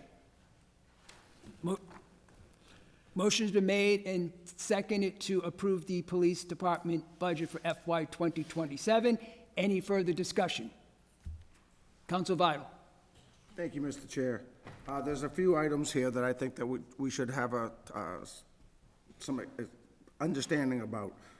The first one is line 51320, which is the court overtime. As of April, this line item was at 50%. I would make the recommendation to reduce it by $20,000, Now, the motion has been made to... to approve it in general. Yep. Mr. President, the motion has been made to and seconded to approve it as submitted. So now he's got to make a motion to amend the. Thank you. So, Council Vital, you would have to make a motion to amend. Thank you, President Ossing. Thank you. I'd like to make a motion to amend the motion to reduce line item 51320 by $20,000 and line 50566 by $5,000. Okay, so motion has been made. So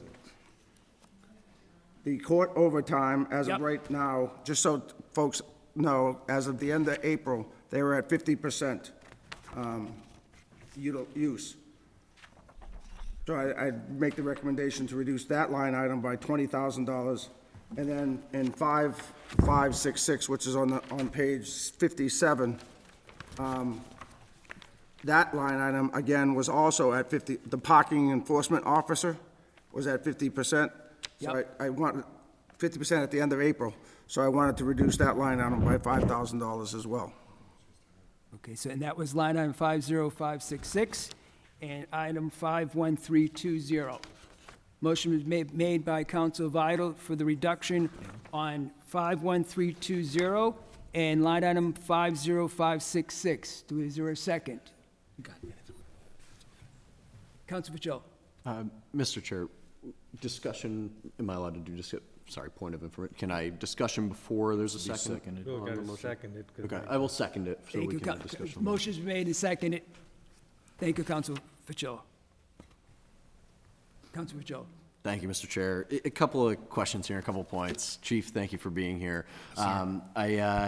Counselor Vital, overtime, right, court time was one that I had looked at. I know we did last year, made a reduction to that. I think, trying to see, it was 146 reduced down to 126, so it was a $20,000 reduction. It seems like things are going well, like Counselor Vital mentioned, right, under 50% utilized, so, yeah, just wanted to touch base. We're No, good I there. mean, I think that's fair. That's a fair adjustment. I mean, I think, as President Ossing had mentioned earlier, the internal transfers that we do occasionally use will allow us to move money if we had to, if something came up in that account, so. Sure. And then just one quick question, right, parking enforcement, we are 50% utilized year-to-date. Is there a reason why? It's just a, It's a part-time position, and it's very hard to fill. I mean, the person we've had doing it now is only able to be here 2 to 3 days a week. Sure. So, it's hard.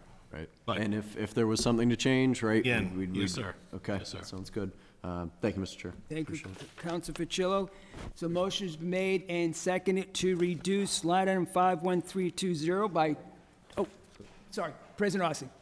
Thank you, Mr. Chair. So just to follow on what Chief Georgie said, so, you know, it's court cases and when they send the officers to court, and we just haven't done it a lot, and I don't know if it's a function of the courts or what, but, you know, just to put it in perspective, last year, fiscal year '25, we transferred out $61,000, we spent 71, and we turned over 13,000 at the end of the year.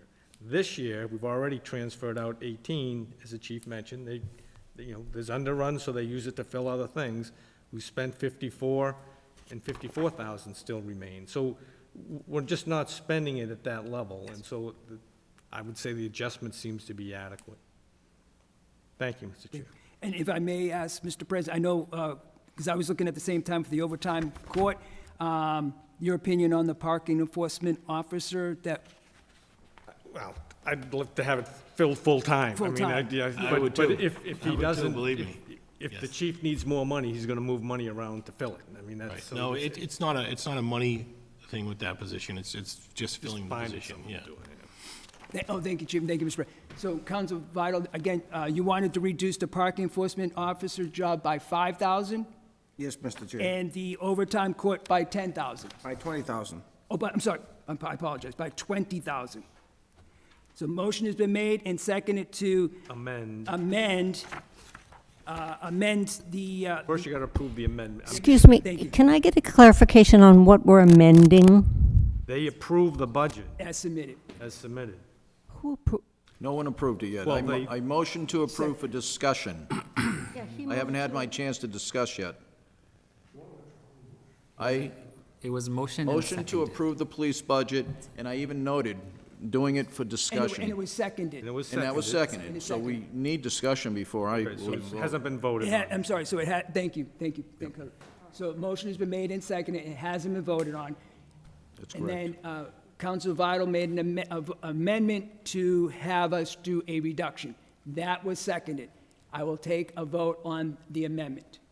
So motion by Council Vital was to amend and have the reduction in line item 51320. So, Can you just make it be, he made a motion yeah, to he made a motion. reduce It's not the to line amend. items? He's not amending anything at yeah. this point. Council Vital made a motion to make a reduction. Correct. Thank you, Councilor. In the line item 51320 by 20,000, and line item 50566 by 5,000. Is there a second on that? Motion's been made and seconded on the reduction. Any further discussion On the amendment, I do, on the Mr. amendment? Chair. I do. Councilor Orman. After a full year of dealing with businesses on this main street, I would hope we get, and the chief knows about it, I would hope we get to a full-time parking enforcement agent. But as noted, if you can move money around, so be it, but I'm hoping we don't lose the opportunity for our businesses to be treated with appropriate parking enforcement. No, that's correct, sir. I mean, I think our additional traffic unit has also helped with that.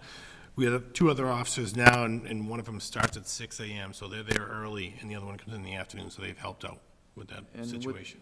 Thank you, Chief. And what you said, I'm comfortable with the motion, as long as if we lose touch with parking enforcement, I would be asking that you get a full-time person. Yes, sir. Thank you. Thank you, Mr. Chair. Thank you, Councilor Orman, for that. So motion has been made and seconded for a reduction on the line item 51320 by 20,000 and line item 50566 by 5,000. All in favor? 1, 2, 3, 4, 5. That carries. Now I'll entertain a motion, Councilor Orman. On that motion, if I may, I was hoping to discuss, but I didn't want to interfere with the amendments. Just have a couple of questions, Chief. Yes, sir. Have the contracts been expired? Your microphone. Yes, my voice carries more than I thought. Thank you. Chief, I have a couple of questions, and thank you, Mr. Chair. The contracts for the animal control officer and the laundry, have those been determined yet?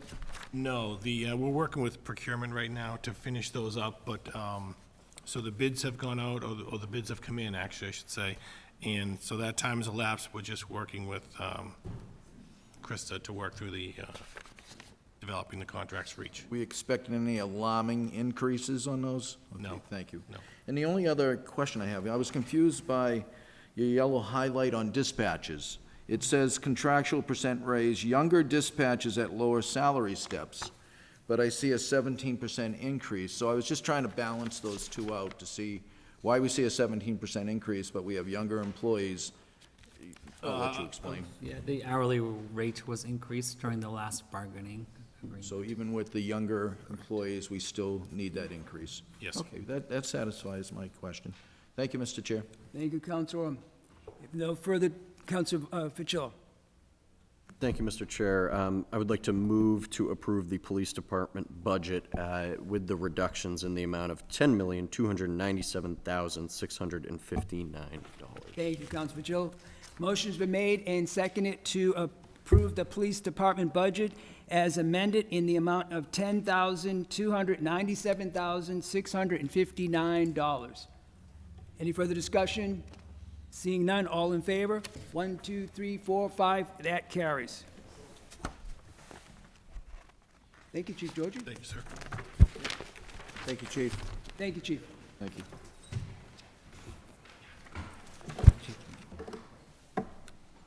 Next up is the fire department budget on page 59. Oh, yeah. Good evening, Chief Chief Grogan. With your first budget for us. Mr. Chair, what page? Good evening, Chief.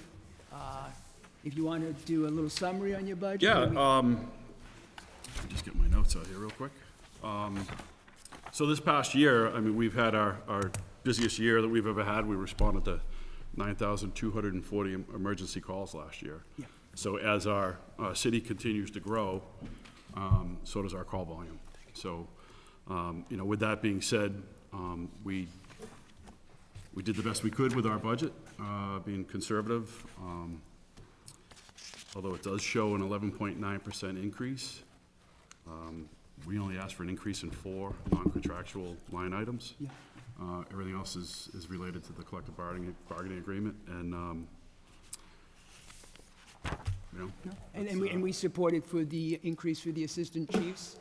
I'm sorry? And we supported for the increase in your budget because we approved the assistant chief positions for those two positions. Correct, and those positions will be going forward on July 1st. I mean, I'll open it to the finance team. I do have a question. Everything's well with the new equipment that's going forward with the department? Well, yeah, you'll see increases in, that was some of the things we did ask for an increase, repair and maintenance of Yes. our aging equipment. Our CBAs are getting to be 10 years old. Yep. Our apparatus, we do have some new ones, but we've had a rough couple of years, and Councilor Oram talked about it earlier, how there's increases in, we see the increase in bills, and we see it too. So that's why we asked for those 10% increases. And we do have some aging equipment, and, thank God the Route 20 construction project is over, because that beat our trucks up, and we're up and down that road every day, and it adds up. So, those are the increases you see, so, but yeah, we do have some, the prospect of a new station coming. We're gonna need new apparatus, and those are discussions yet to be had, but, we will be asking for more equipment coming up, and it's, Thank you, Chief Gogan. so. Councilor Oram. Thank you, Mr. Chair. A very important note I noticed, second to last paragraph, without a corresponding increase to the department's overtime budget, it's not sustainable. So if you could reference that. Yeah, so I mean, That was that 16-person minimum shift? right. Obviously, our goal is to increase our staffing, and we all know, we've been talking about it for a long time, the response times in the west part of the city. Anytime, we've done everything we can internally to improve our response times. But we can't change a station location. We can't change the amount of people we have on staff without the support of the council and the city. So, we do the best we can to reduce our overtime, and we have the capability to respond to an incident, but it's our capacity. 80% of the time, we're engaged in more than one call, and when you're engaged in more than one call on the west side of the town, now you're pulling your resources from the center of the town. So without an increase in staffing and a reallocation of resources, it's hard for us to improve, reducing our response times, and that's what the goal is. We're not meeting standards 495 and west, and that's where the growth of the city is. And as the city grows, so does our call volume, and our department has struggled to keep up with that. So, Well, understandable. 42% increase in emergency incidents in 11 years. 42% increase. That's amazing. That's a lot of work. I say 80% of the time we're engaged in more than 2 calls. I think 50% of the time we're engaged in 3 or more. So it's hard, we're being asked to do more with less, and we're doing what we can. And I just have a couple other questions, if I may, Mr. Chair. Just have a couple more. Absolutely. It's on the large increases under hazmat pay. It went up 83%. What brought that up so much, the Yeah. hazmat pay? No item. So those were all contractual, and again, those were 3 years' worth of cost of living raises, right? After last year's budget was set, the CBA was, so we're actually seeing 3 years' worth, right? So there were incentives that were increased, and that's where so you had the increases, plus you had the retro. That's fine. It just explains it better. When you see those large numbers, the fire department first responder was 63%. That's a little bit above it, 51226. Yep, again, contractual increase from, Thank you. No, understandable, and I mentioned earlier about education incentives too. There definitely benefits everyone. and our problem that we're running into now, it's not, I wouldn't call it a problem, or a benefit, is that it's free. And one other question, that's it. Where do we stand on the Assistant Chief of Operations being filled? Is that, We're starting the interview process, and our goal is to have that filled July 1st, and there'll be a slew of promotions, hopefully right behind that. great. Thank you. Thank you, Mr. Chair. Thank you, Councilor Oram. Any further discussion? Motion Councilor to, Biden. oh, sorry. Thank you, Mr. Chair. I'd like to make a motion to accept the fire budget with the following reductions. 51328, call fire overtime, I'd like it to be reduced by $25,000. 25,000. Motion has been made. And, Oh, one more. I'm sorry. 51980, as of the end of April, was at 43%. I'd like to reduce that by $2,000. And that was, what was line item, Counsel Vital? 51980, The licensing and permit fees? yes. So for a total reduction of $27,000. Motion has been made to reduce line item 51328 by 25,000 and to reduce line item 51980 by 7,000? 2,000. By 2,000. Jeez. Do I have a second on that? Motion's seconded, motion's been made and seconded. Any further discussion? Counsel Fucillo. Thank you, Mr. Chair. Seconded for the sake of discussion. I do want to talk a little bit more about the call overtime, and then happy to talk a little bit about that $2,000 reduction. But most importantly, looking at item 51328, right, call fire overtime. I appreciated the explanation, Chief, and appreciate you being down here. Regarding, right, the formal establishment of a training officer. I guess my concern with this is just, in fiscal year 2025, we only expended 56% of that account of call fire overtime.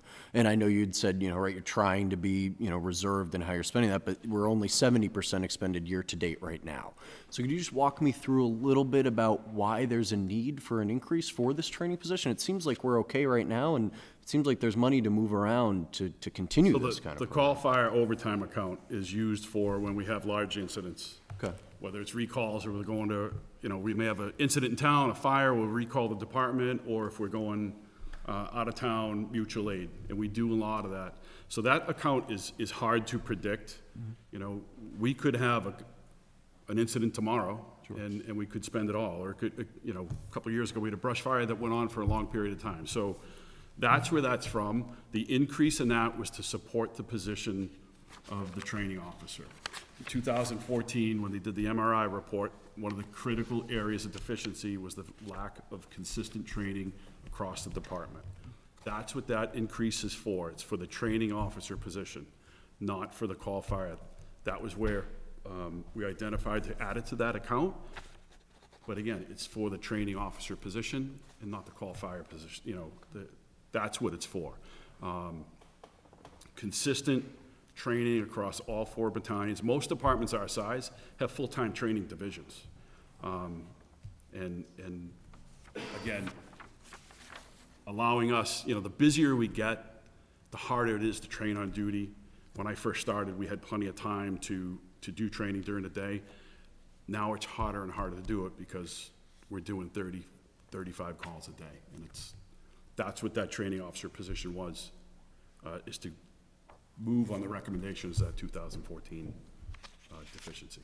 Thank you, Chief. And so was there ever a training, somebody just dedicated to training within the department budget at any time in the city's history before this? No? No. Okay. That would usually fall on an assistant chief. Okay. And again, it just keeps it consistent across all 4 battalions to have 1 plus-rate position doing that. Yeah, just again, just trying to understand. I mean, I have to be honest, I'm not thrilled about it living in the overtime account, right? I would much rather, I'm not sure how we could get creative about doing this outside of it. Has there been discussion about that, or? I don't know if you create a line item for it. No, I appreciate that. How you do that. Sure. But 25,000 was based on the year, 12 hours per month by the training officer. So again, it's a position where we're busy enough. Departments our size have full-time divisions. We're just asking for an addition to that account to fund that position. Thank you, Chief. And thank you, Mr. Chair. Mr. President, President Ossing. Thank you, Mr. Chair. So, Chief, I'd counter that. So, the funds haven't been spent this year. They weren't spent last year by $45,000. The year before that, they weren't spent by $35,000. And the year before that, in fiscal year '23, they weren't spent by $34,000. So to ask for $36,000 additionally when you're not spending what you have, I don't think is fair. My theory is, try it this year without that, you'll get a $6,000 increase, you're still not spending the money, and you can do exactly what you said within the current budget. I mean, it just, you can't, it's either call, fire, overtime, or training. It's just to say, well, I'm gonna use some of it for training, it's call, fire, overtime is the account. And you're not spending it, and that's where you wanna use it. So my recommendation is, spend what you got. You can do it currently, you could do, with what your spend rate right now, you could do whatever, whoever's gonna do that training, you could do it right now with the funds you got and not impact the budget. Because you're not spending the money. It's not you, but the department's not spending the money. So I have a hard time going to look in the taxpayer and say, I'm gonna put more money into an account that I'm not currently spending, and I haven't spent for the last 4 years to do this training activity. Well, you can do it right now. Thank you, Mr. Chair. Thank you, Mr. President Austin. Council Rowley. Thank you, Mr. Chairman.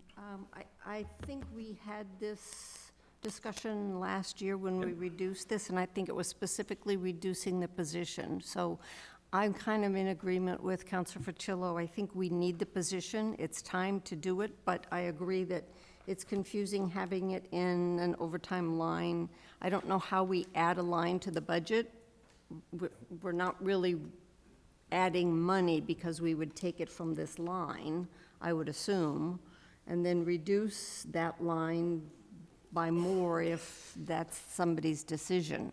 So can we codify the position in the budget somewhere at $25,000? That's my concern. If I go and spend $25,000 on a training officer out of that account, and then we have multiple incidents and we're out of money, and I'm coming back and asking for more money because I spent the money on something that wasn't funded? We would give you the more money because we've cut it and you haven't spent it. If you're telling me to spend the money on training, I can do that tomorrow. No, no, we're not telling you to do that. No, Chief, all no, I right? mean- So we've never not given you the money the fire department has. So it's really clear. You're not spending what you have now. So I can't give you, at least from my perspective, giving you asking for a $36,000 increase when you've underrun it by at least $36,000 for the last 4 consecutive years doesn't make sense. You could do that training with what you have right now. My recommendation, try it this year and see if it works with a $25,000 reduction, which is still a $6,000 increase in the line item, and if it doesn't work, come on down. As long as what Councilor Roby just said, that you're We not understand you're that supporting the position. the position, and if you I need to come... am not, I'll speak for, I'm not supporting a position that's not in the budget. This budget is only, eliminates one position. To me, it's not a position, it's an activity that you want to have someone do in the fire department. Fine, that's great. So the answer is a yes, as long as it's not a position. So, So if you can do it and you still need to come back to us for more money, I think we would agree in the end that you would get more money. And then we can see next year whether it needs to be codified as a real position. But I guess I'm disagreeing with Councilor Ossing. I want to see that position kept. Just because we're reducing the line item doesn't mean that you shouldn't still do what you want to do as the chief and the department head. And Well, it's technically So- not a position. Madam Chair, Mr. Chair, President, Mr. so we don't, he spends the money how he wants. He can tell us it's for training and use it for something else tomorrow. We don't have any say in that. Once we approve the dollars, the chief then gets to spend it. It can all look nice in the pretty folder that says I'm gonna spend it this way, but it doesn't mean it's going to happen. Let me remind you, we are $2 million under in salary when we start fiscal year '27. There is plenty of money to move around. The fire department will not fall apart. He's got the money in the budget to do that position if he wants to. All right? The money's there. We're not spending it. Go look at your constituents and tell them why it's okay to overfund a position that I haven't spent in the last 4 years. I don't know how you do that. Mr. Chair? I'm going to go to Councilor Doucette. Sorry, Thank you very much, Mr. Chair. I just want some clarification what's going on with this.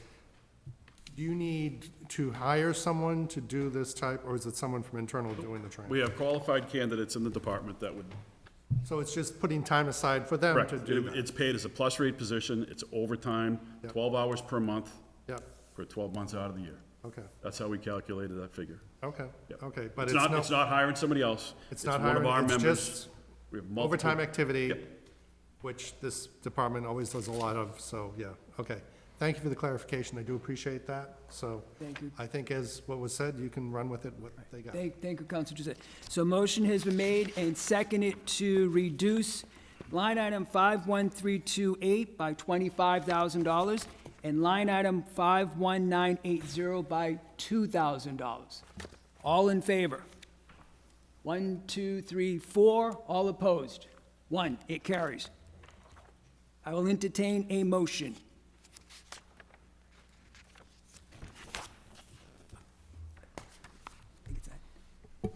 Mr. Chair. I think it's Ask the city auditor, $10,904,931. 931. That's what I have, Mr. President.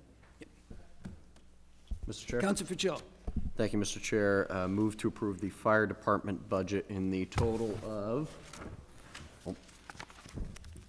$10,904,931 as reduced by Councilor Vital. Thank you, Councilor Fitzgerald. Motion's been made and seconded to approve the fire department budget as amended with the reductions, with a total of $10,904,931. Any further discussion? Seeing none, all in favor? 1, 2, 3, 4, 5, that carries. Thank you, Chief Gogan. Thank you so much, sir. Thank you. Thank you, Chief. Okay, now moving on, we will now begin with the DPW. And we'll start on page number 40.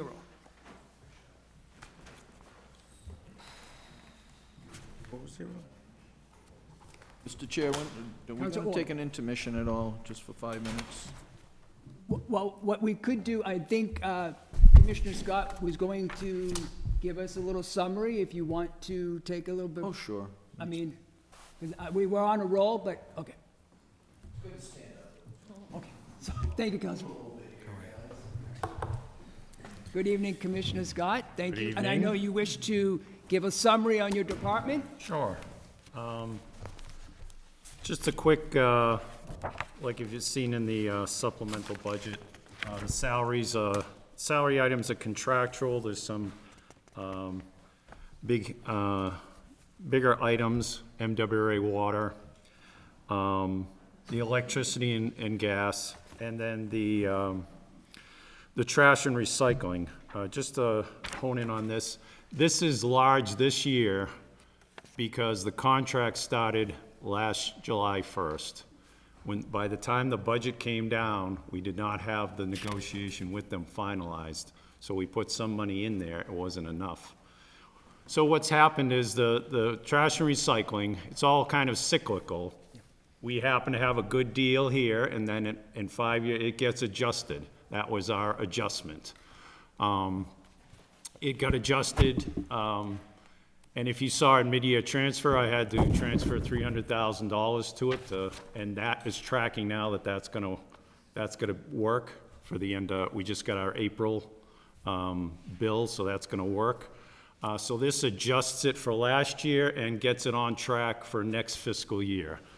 After that, the increase will be, so MSW will increase a little more like 6% recycle, because you have the curbside cost went up plus the tipping fee.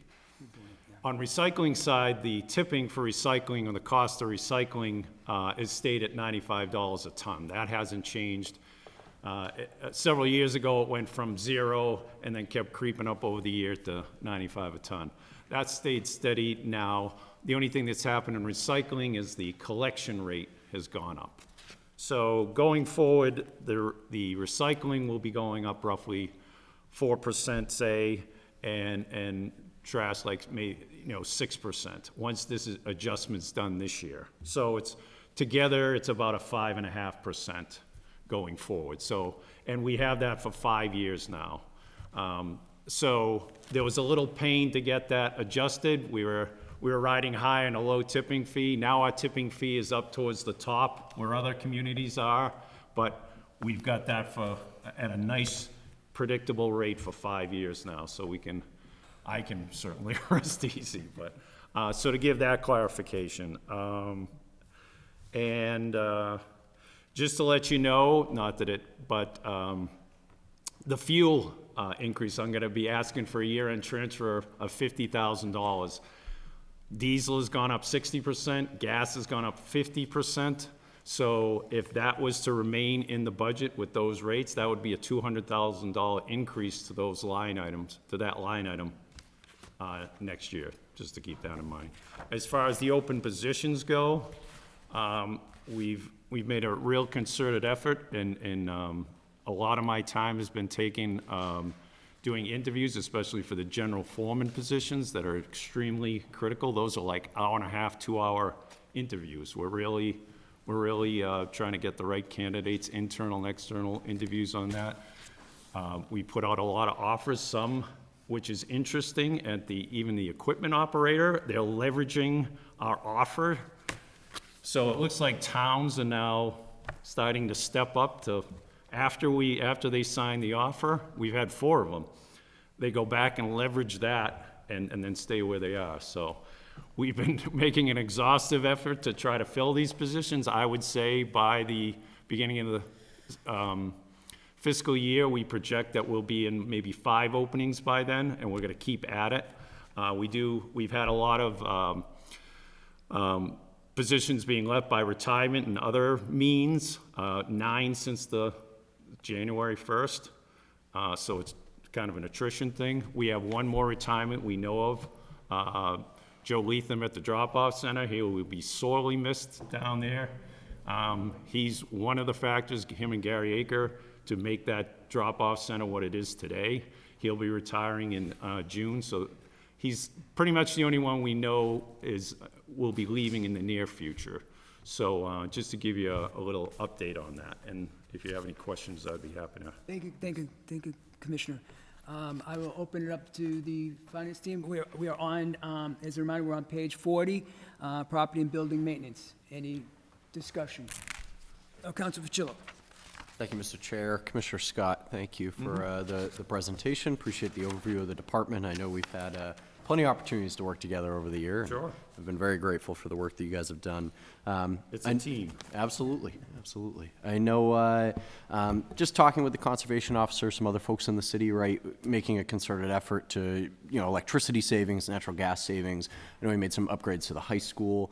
We're doing additional upgrades in the next year to the heat pumps at police and fire. Is that correct? Mm-hmm. Okay. Yep. So I know, the goal is to decrease usage. We can't predict rates, but with that being said, right at the beginning of the budget hearing, we had this conversation about where can we find, some measurable reductions. And so again, right, electricity, natural gas, these are projections. We can move money around. And with that, I would support reducing the electricity account 52120 by $100,000 and natural gas 52200 by $10,000. So a total reduction of $110,000 Motion.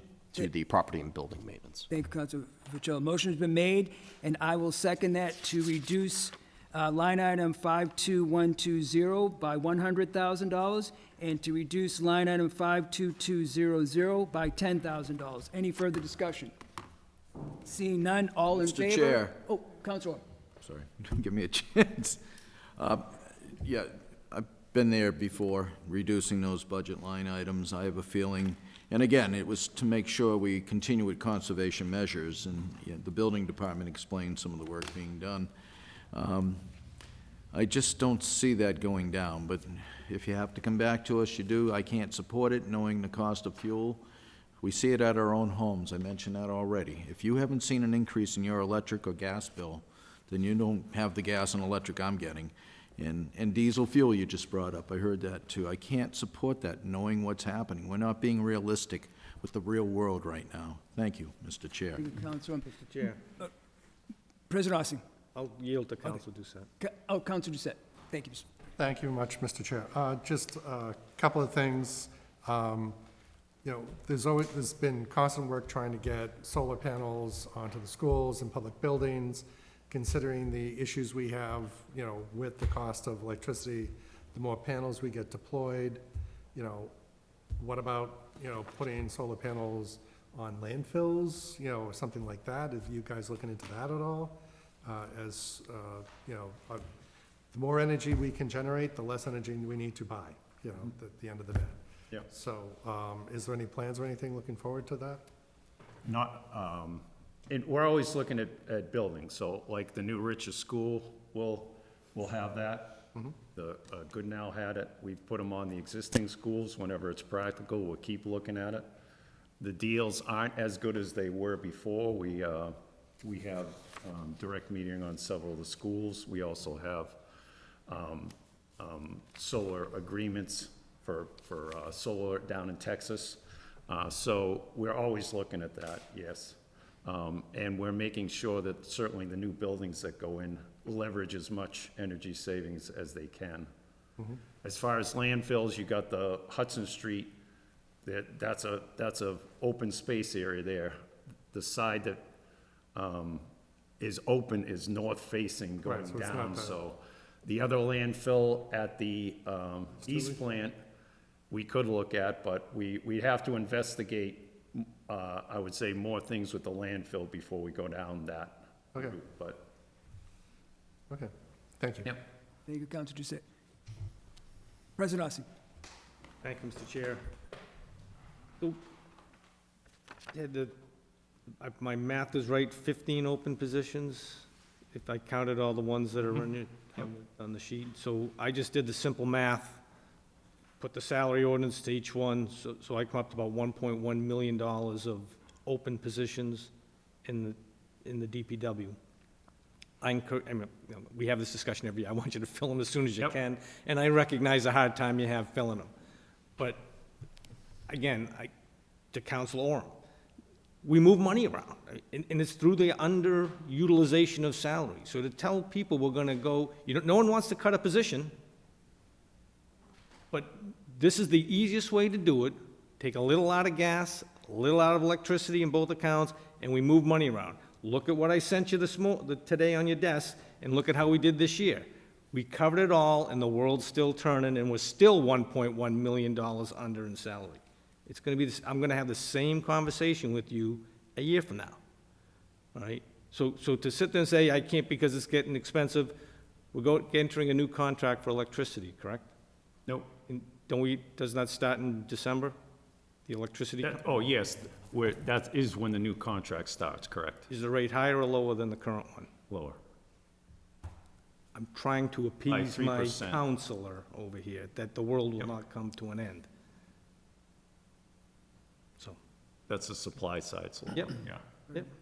Who So knows again, what's gonna happen on the. These reductions are distribution. minimal, Mr. Chair, and more, in line with what we've done in the last 3 years, and the commissioner moves money around from underspent accounts to cover any overage, and it's okay. The world is okay. So I support these 2 reductions as well. Thank you, President. Motion, Mr. Chair, Councilor Orem. the 15 positions, and I agree with Councilor Austin, we don't want to be cutting positions. What's the effect on your department, and when do you expect to have those 15 positions filled? The ones with the highest salaries, the general foreman will be filled, definitely, we're just at the end of the final general foreman. There'll be offer letters going out soon on those. Those will be filled by the beginning of the fiscal year. We have some foreman openings. A lot of them will be filled. We're actively trying to fill these. So I project there'll be 5 openings by then, and we'll keep going at it, but we'll see how it goes. The general foreman will definitely be filled. And what's the effect of the taxpayers not having these 15 positions filled?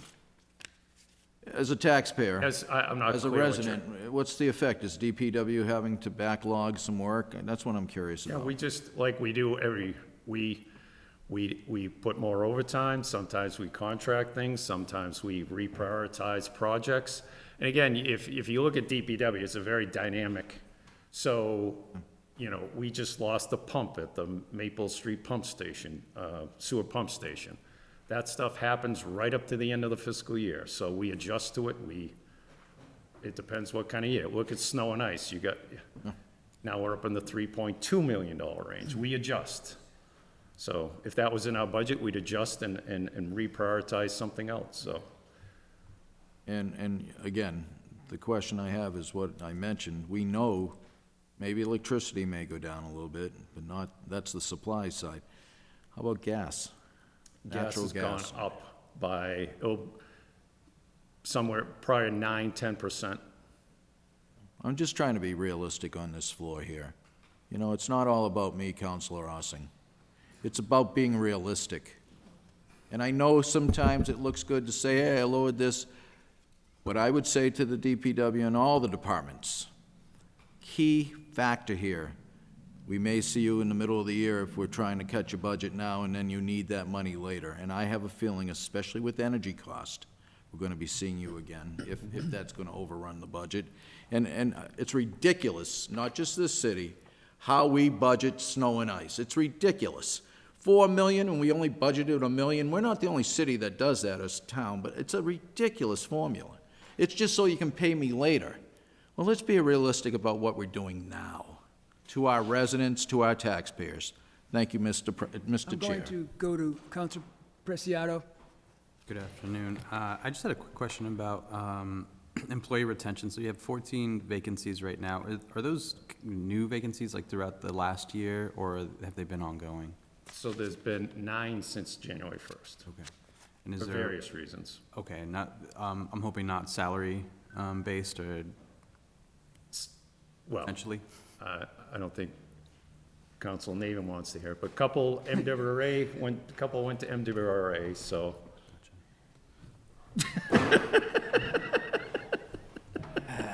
Mr. Chairman.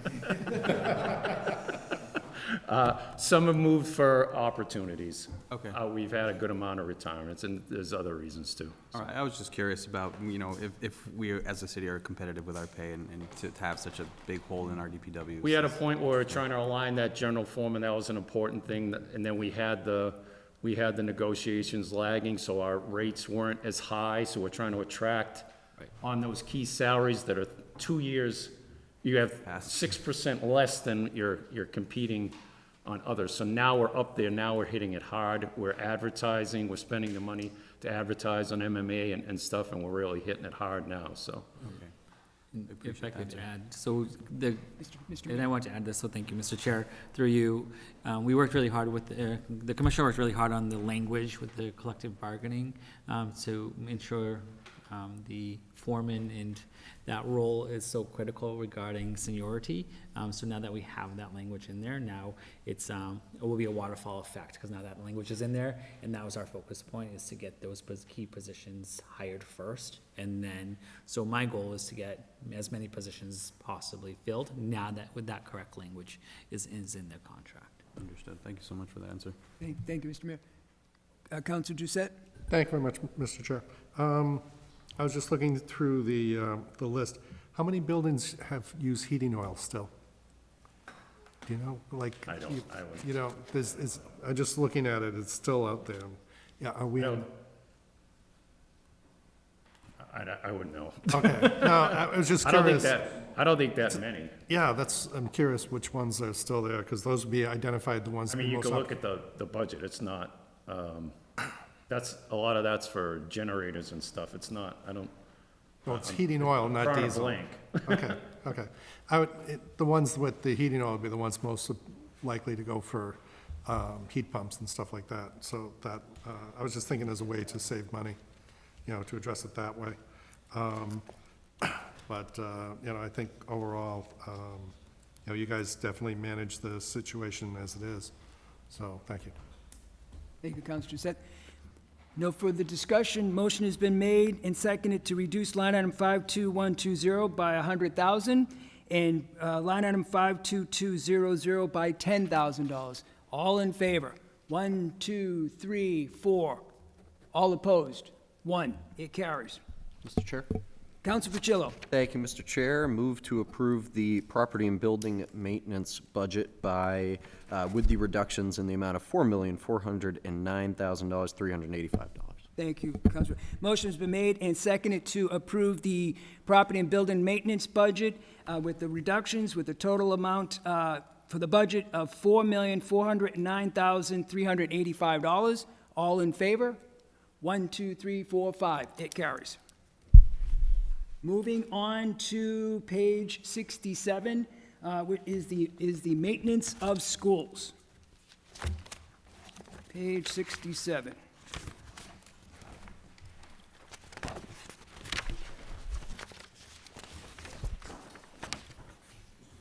Councilor Vital. I'd like to approve with the following reductions. I'd like to add, well, let me give some background first of all. 52120 and 52200 is about 50% for the year, up and through April. Just to let people know, that's $1 million under budget that we are in that line item. So with that being said, I'd like to make, between, whether it's 75 or 75,000, but $150,000 reduction, combining electricity and gas.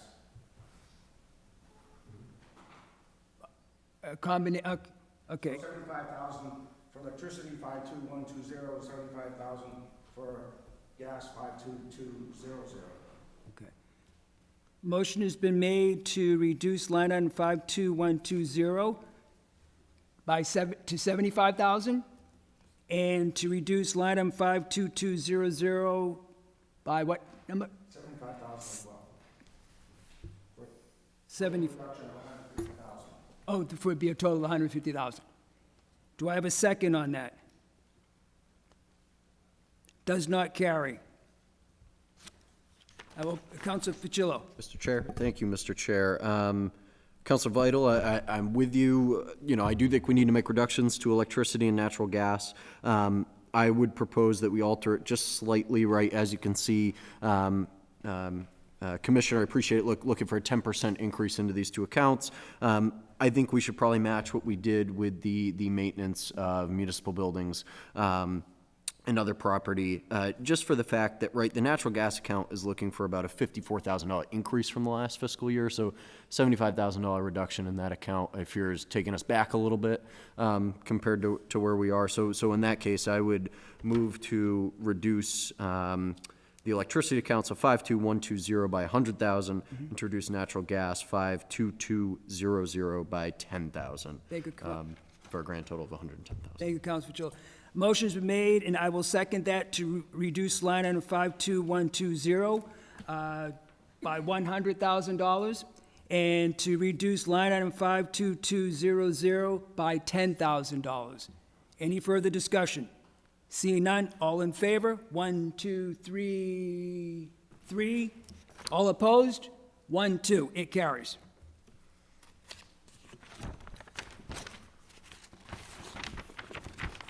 No further discussion. I will entertain a motion. Mr. Chair? Councilor Ficillo. Thank you, Mr. Chair. If I could type a little bit faster. that would be here. 3808? I think? Yes. Thank you. Thank you, Mr. Chair. Move to approve the maintenance of schools budget as reduced to the total amount of $3,808,644. Thank you, Councilor. Thank you, Mr. Motion Chair. made and seconded to, Diane. I haven't, my total is $3,808,264. Correct. That's correct. Oh, I'm sorry, Trey. I thought that's what he said. I thought that's what he said, too. Sorry. Yeah, 3808. Yep. 264. Yes. Oh, I thought you said differently, I thought you twisted the numbers maybe. If I twisted them, I apologize, as moved by the city auditor. Thank you. Welcome to the I think I heard what I wanted to hear. Thank you. Motion's been made and seconded to approve the building maintenance school as amended with the amount of, for their budget of $3,808,264. Any further discussion? Seeing none, all in favor? 1, 2, 3, 4, 5. It carries. Moving on to DPW administration on page 79.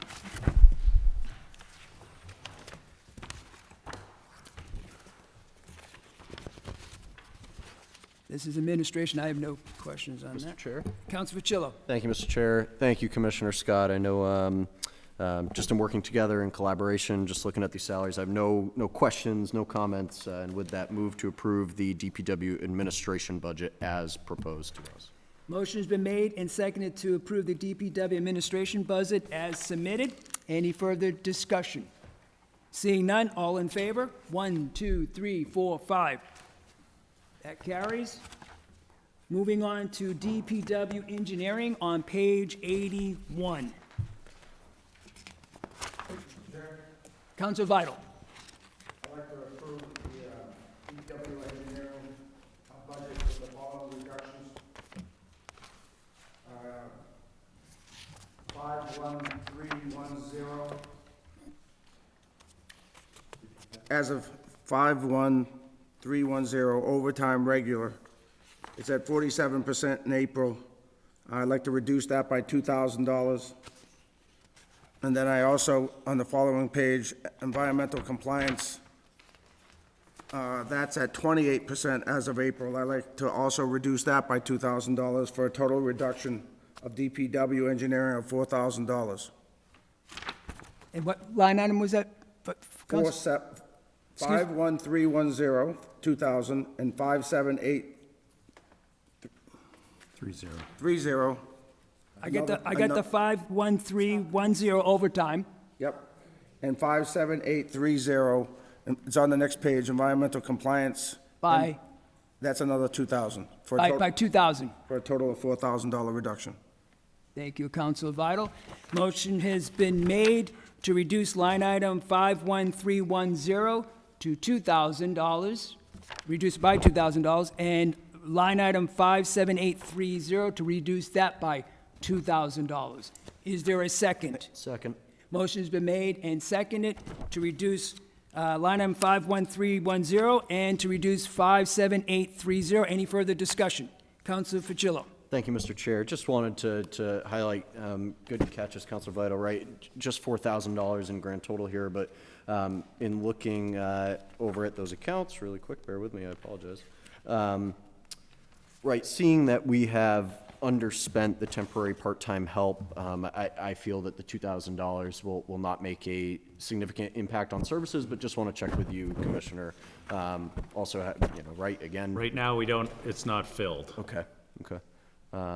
And then just on that second note, flipping over and looking at the environmental, right, that account, we've expended about $14,000 year-to-date, originally appropriated of $35,000, so we've only spent about $40,000 year-to-date. So should there be a need, right, happy to come back and have this conversation, but I think those are two good small catches by Councilor Vital. Thank you, Mr. Chair. Thank you, Councilor Fitzgerald. Thank you, Councilor Vital. Very good catch. Motion has been made and seconded to reduce line item 51310 by $2,000 and line item 57830 by $2,000. All in favor? Mr. Chair, question? Question on those amendments. Just on the environmental compliance, NPDES. Why did you choose 35,000 if you're only at 14 in second? Are we mandated by the federal government to have that program completed, and will it cost 35,000? So NIPDs, that fluctuates, so sometimes we do more, sometimes less, so that's just a line item that we have. So you won't be over any mandate that will cause a lot? 2,000, we'll move the money around. That's all. Thank you. Thank you, Mr. Chair. Thank you, Councilor. So motion has been made and seconded with the reductions totaling $4,000 from the line items 57830 for $2,000 and line item 51310 for $2,000. All in favor? 1, 2, 3, 4, 5. That carries. I will entertain a motion.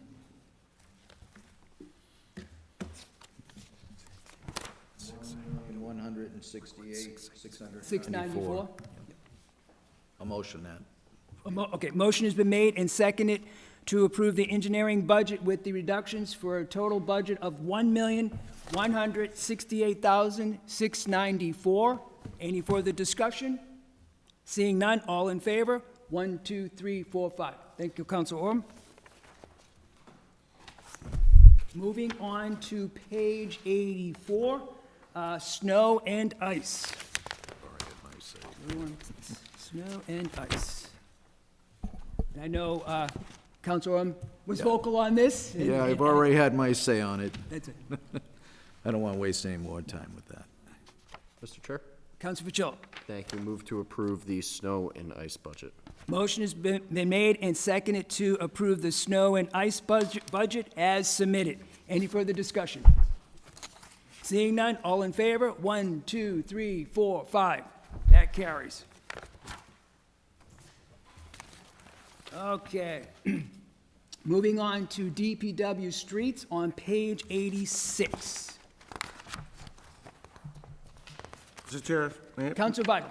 may I ask the commissioner a question before I go ahead and make my Absolutely. motion? Thank you. Mr. Commissioner, one thing that I am, and my constituents would probably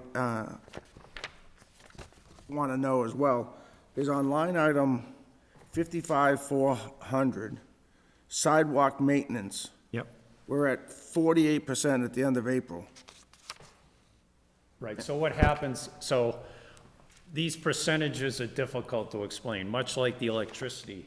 When it looks like that, when it went in April, that didn't have March's bill yet. So it's not like a instantaneous percentage. The electricity and all that, especially the supply, those things lag quite a bit. And in this one, you have the winter, so you're not doing anything there. So you have a ramp, then it goes then you ramp up again right now. So that percentage has already increased, and that will increase towards the That's towards what I the end of the suspected, fiscal but I year. just wanted to double check. Thank you, Yeah. Commissioner. Thank you, Mr. Chair. Thank you, Council Vital. Any further discussion? Motion to approve. Council Pacello. Oh, I made the motion to approve, but, Council Orm. yes, I made a motion to approve this budget, but we can have further discussion. I was, Motion has been made. Is there a second to approve the streets budget? Second. Motion has been made and seconded to approve the street budget as submitted. Any further discussion? Seeing none? All in favor? 1, 2, 3, 4. All opposed? 1. That carries. Moving on to page 89, which is the fleet.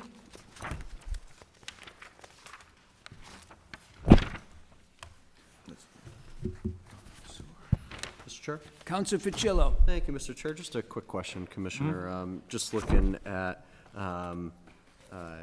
going down here to fleet maintenance, Superintendent of Automotive Maintenance, that's one of those positions we're Yep. looking to hire, hopefully getting somebody on board, okay. Aside from that, no questions on this, and we'll move to approve as presented. Motion's been made and seconded to approve the DPW fleet maintenance as submitted. Any further discussion? Seeing none, all in favor? 1, 2, 3, 4, 5. That carries. Moving on to page 91, that is forestry, parks, and cemetery.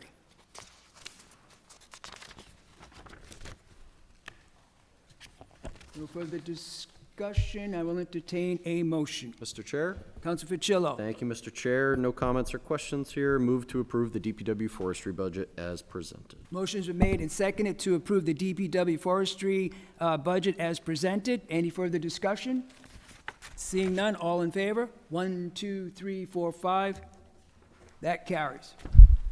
Going on to page 94, which is solid waste and recycling. Mr. Chair?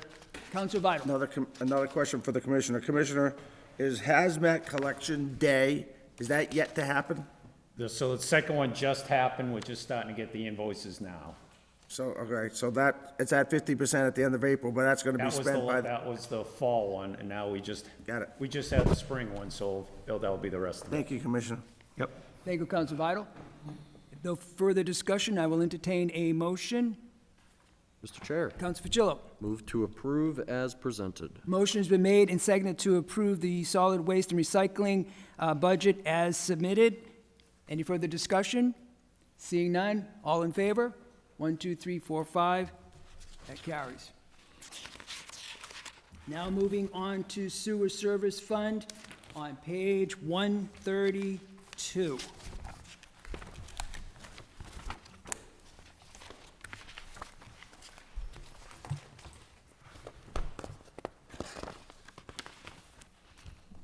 Mr. Chair. Counsel Fitzgerald. Thank you, Mr. Chair. Just a quick question, Commissioner, just regarding legal services. So Yep. I noticed that, right, they were not spent all that much in fiscal year '25. I don't believe we've expended anything up to this point this fiscal year. Is this more of a safety net in case something happens, or what's Yep, the? well, you'll be seeing at the end of the year transfer, that will be paying for the pump at Maple Street sewer pump station. I'm sorry I asked. No, I appreciate it. It's actually 48, it happens to match, 48,000, I think is the Wow, quote. not too bad. Well, no, other than that, no questions, no questions. Any further discussion? Seeing none, I will entertain a motion. Motion to approve? Motion has been made and seconded to approve the sewer service fund as submitted. Any further discussion? Seeing none, all in favor? 1, 2, 3, 4, 5, it carries. Moving on to the sewer east on page 135.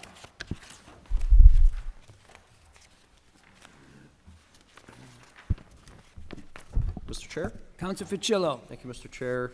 No questions on this one, and with that, move to approve the East Wastewater Treatment Plant budget as submitted. Motion's been made, and I will second that to approve the East Wastewater Treatment Plant as submitted. Any further discussion? Seeing none, all in favor? 1, 2, 3, 4, 5, carries. Next up is the sewer west on page 138.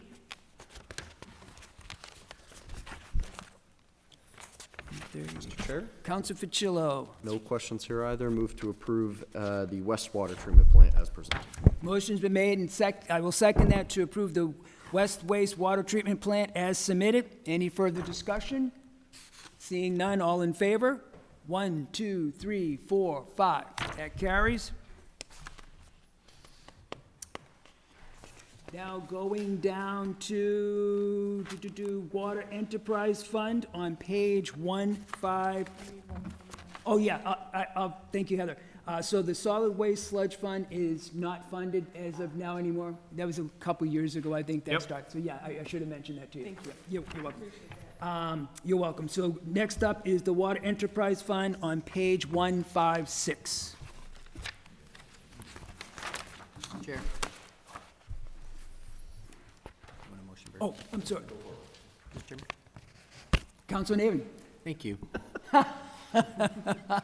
Mayor, brief comment for you. I find it curious that in a budget that's $222,882,585, that a key driver in the budget this year is the $196,000 increase in MWRA costs. Also, that number is $189,000, I believe, but quite the bargain Rounded up. for the world's best drinking water. You rounded up to Money well spent. 196? Money Interesting. well spent. Yeah, very interesting. Money well spent indeed, as we often hear about why our key, the key to our economic success is based on our wonderful drinking water. So just want to bring that up. Thank you. From the millions that are listed here, that seems like a Noted. small number to blame on somebody else. Further, I made this comment last year. I'm just wondering if we can make this adjustment in future years, rate the line item. I just think it's a little confusing. This is a very small difference, but the MWRA water line item includes also, Ted, I wonder if you could speak to it a little bit. It includes chemicals that the Yep. city's required to add at the plant. So it's not consistent with the documents that are produced that say what the cost of the water is. And so for consistency, maybe in a future budget, we could actually break that out into two separate line items. But Commissioner, would you mind just explaining to Sure. people what that is? So that comes from the old days when we had Millham and the MWRA water at the same time. When Millham was closed, it just became MWRA. So anything that was associated with MWRA, like the phosphate that we add, anti-corrosion. There's also some DEP certification that's in there, stuff that's related to that MWRA water. And then the Cedar Hill Pump Station, there's some preventive maintenance that goes on there, that's taken out of that. So there's some other cost items in that. Thank you. As I mentioned earlier, motion to Munis is approve. not updated to reflect things accurately. So, Thank you, Council Navin. Motion to approve, Mr. Chair. What's that? I made a motion to approve this budget line. Motion has been made to approve the water service fund. Is there a second on that? Seeing none, Counsel Fitzgerald. I would approve as presented with the following reductions, if I may. We'll take the reduction first, Counsel Vital. 51310 overtime regular. I'd like to reduce that by the 19,000 since it was underutilized last year. Thank you, Counsel Vital. I'd also like to take 5,000 out of 51380. That's another overtime right next to it, basically.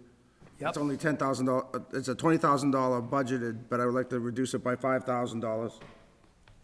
And then on 54810, and this might need clarifying, but the repair, maintenance, supplies, vehicles came in at 24.9% by the end of April. I'd like to reduce that by 10% unless the commissioner can talk me out of it.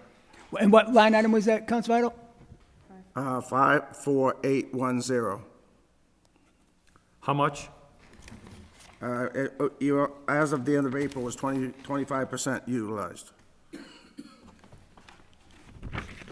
Yep, so, that's an item, we did get some new equipment there, so the repair for that might be less now. That's fair. So for a combination between the three line items, it would be a reduction of $34,000. Total of 34,000. Okay, motion has been made, and I will second that to reduce line item 51310 by $19,000, and to reduce line item 51380 by $5,000, and to reduce line item 54810 by how much? 10,000. What? 10,000. By $10,000. Any further discussion? Seeing none, all in favor? 1, 2, 3, 4, 5. That carries with Mr. those. Chair, that's for a total of $10,807,105, if I'm correct? Do my That math. reduction, the 34,000 minus 10,807,105, if I'm correct? Because we're minusing 100, Minus some 34,000, 34,000? just so we... That is, I think that is correct. Thank you, Counsel. So motion has been made, and I will second that to approve the water service fund with with those reductions. That would be a budget of $10,807,105. Any further discussion? Seeing none, all in favor? 1, 2, 3, 4, 5.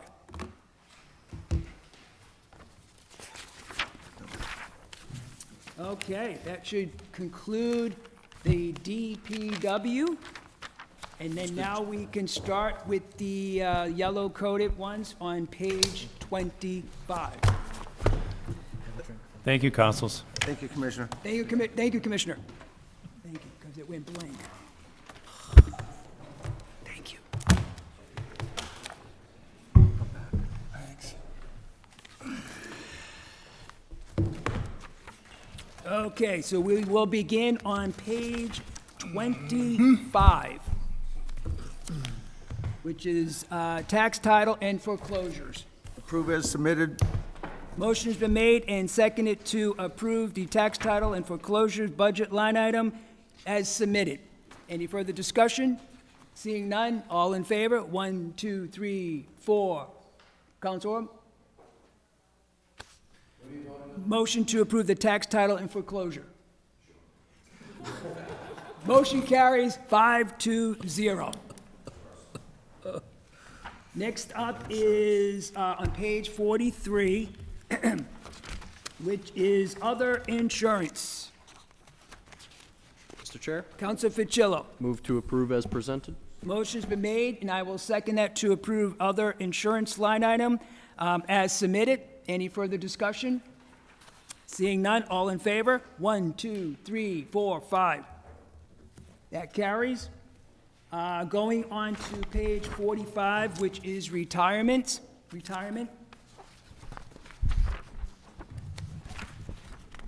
Mr. Chair? Counselor Fucillo. Thank you, Mr. Chair. Move to approve as presented. Motion has been made, and I will second that to approve the retirement pension benefits as submitted. Any further discussion? Seeing none, all in favor? 1, 2, 3, 4, 5. That carries. Going on to page 47, workers' comp. No discussion, I will entertain a motion. Motion to approve. Motion has been made and seconded to approve the workers' compensation insurance budget line item as submitted. Any further discussion? Seeing none, all in favor? 1, 2, 3, 4, 5. That carries. Next up is on page 49, which is unemployment compensation. Mr. Chair? Counsel Fucillo. Thank you, Mr. Chair. Move to approve unemployment as presented. Motion is made and seconded. I will second that to approve the unemployment budget item as submitted. Any Mr. Chair? further discussion? Yes. Counsel Orr. Just that we saw 57,316 in FY '24 actual. Where are we going with this? You brought it back to 50 after seeing the increase. Sure, I'll be down with the transfer, possibly for unemployment for both the city and the school at year end. Thank you. Thank you, Mr. Chair. Good question, Councilwoman. Motion's been made and seconded to approve. All in favor? 1, 2, 3, 4, 5. That carries. Going on to page 51, health and life insurance. Mr. Chair, Council Vital? I'd like to approve with the following reductions. On line item 57406, life insurance, up until the end of April, it's been utilized around 43%. I'd like to make a reduction of $2,000. And that is line item 5740. 57406, life insurance. 57406 by $2,000. Yes, Mr. Chair. Thank you. Motion has been made to reduce line item 57406 by $2,000. Do I have a second on that? Does not carry. I will entertain a motion. Mr. Chair? Councilor Fucillo. Thank you, Mr. Chair. Move to approve health and life insurance as presented. Motion has been made. I will second that to approve the health and life insurance budget as submitted. Any further discussion? Seeing none, all in favor? 1, 2, 3, 4, 5. That carries.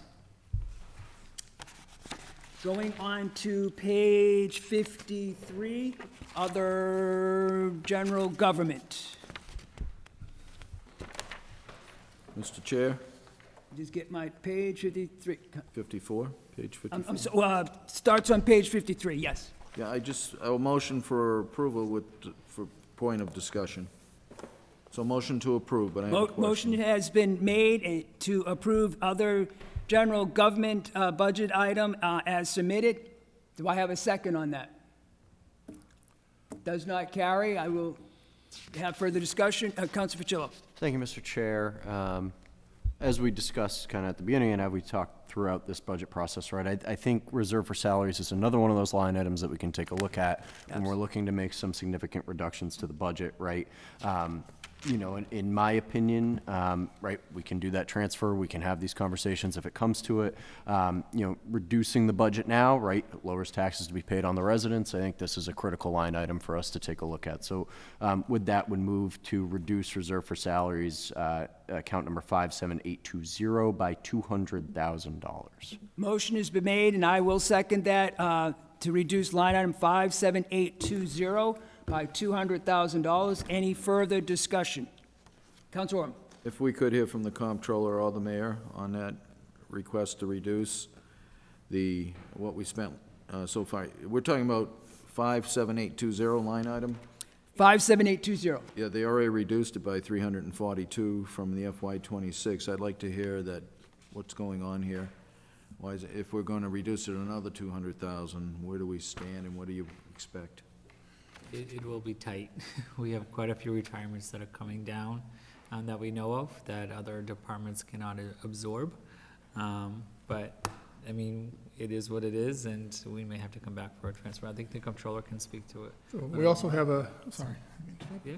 So we also have the salary survey that's in finance, so some of that funding is coming through this, because, again, there is no free cash, until free cash gets certified. So if we're looking to do anything and the line items aren't funded, then we don't have a place to go. And to transfer that early in the year is not something that we'd be looking to do.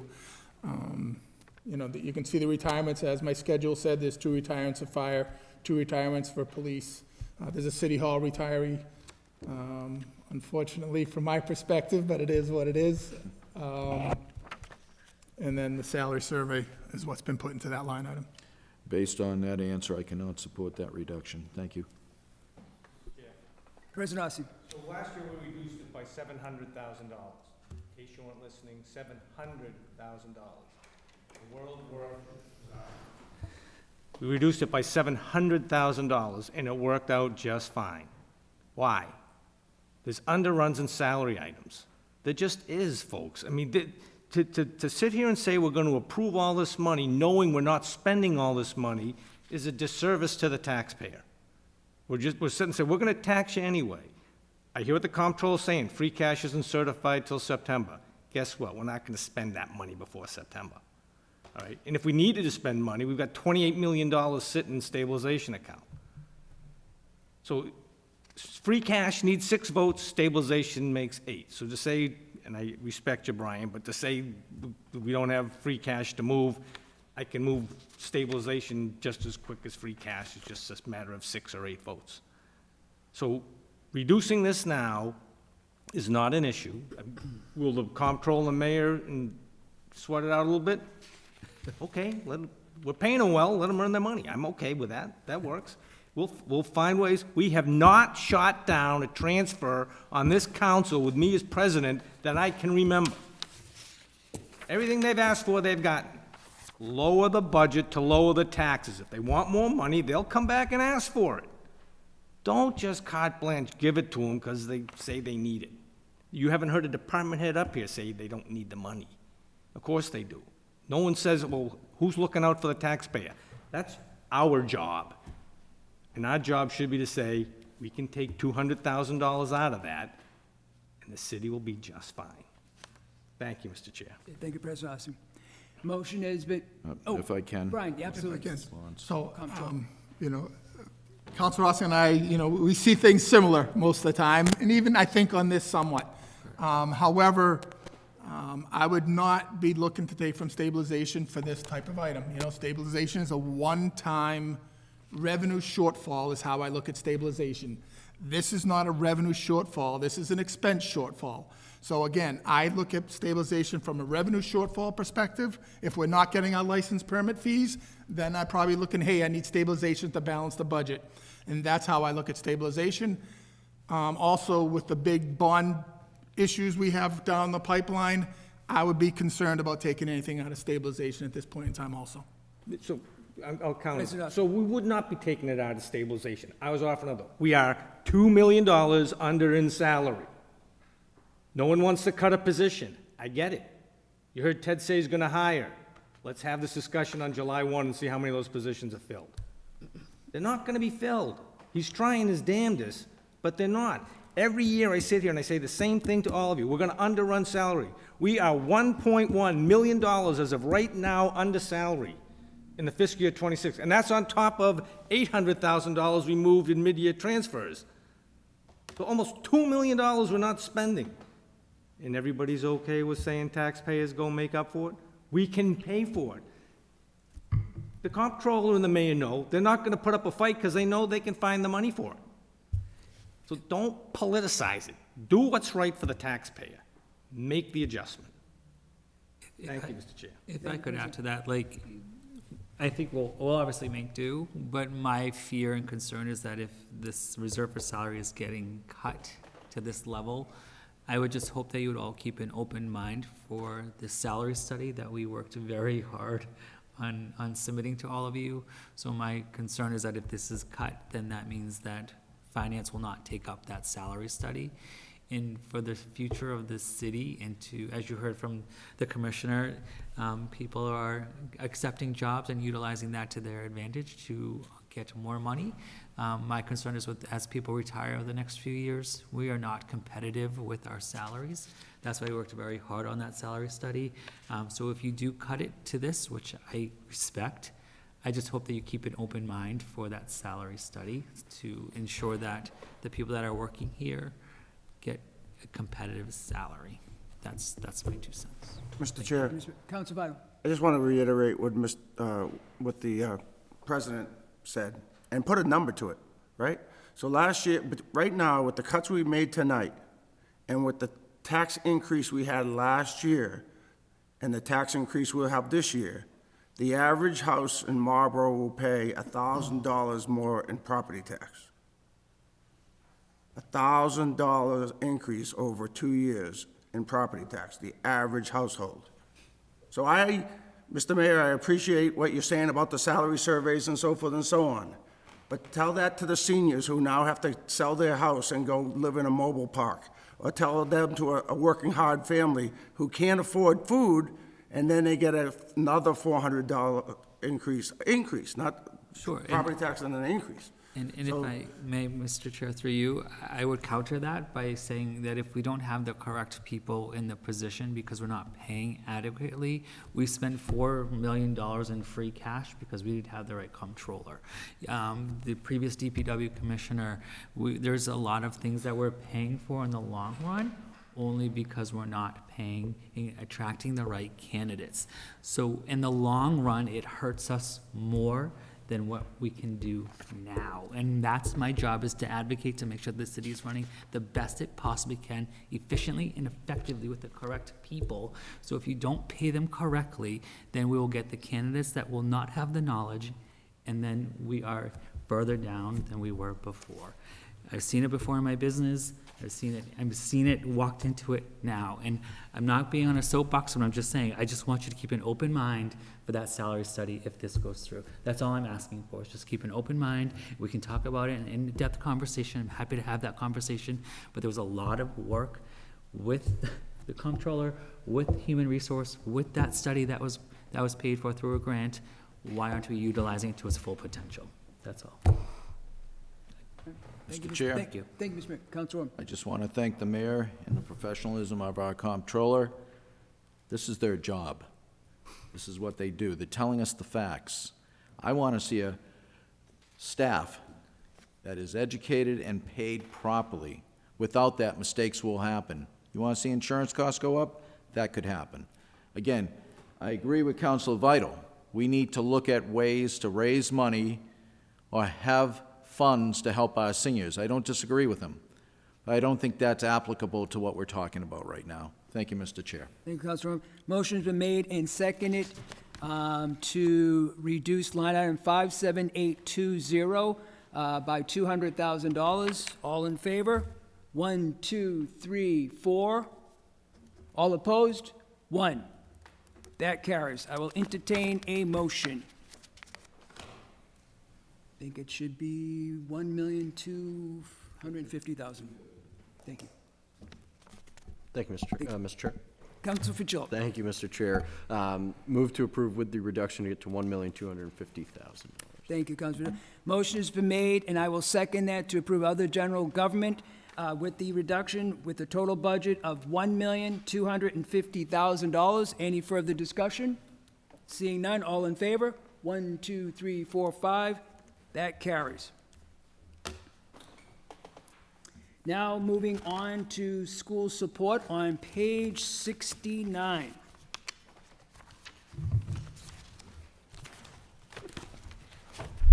Motion to approve? Motion has been, motion has been made, and I will second that to approve the school support budget as presented. Any further discussion? Seeing none, all in favor? 1, 2, 3, 4, 5. That carries. Moving on to city school support on page 71. Mr. Chair. Counsel Fitzgerald. Thank you, Mr. Chair. Move to approve city and school support as presented to us. Motion's been made, and I will second that to approve city school support as submitted. Any further discussion? Seeing none, all in favor? 1, 2, 3, 1, 2, 3, 4, 5. That carries. Going on to page 73, retirement of debt. Mr. Chair. Counsel Fitzgerald. Thank you, Mr. Chair. Move to approve retirement of debt as presented.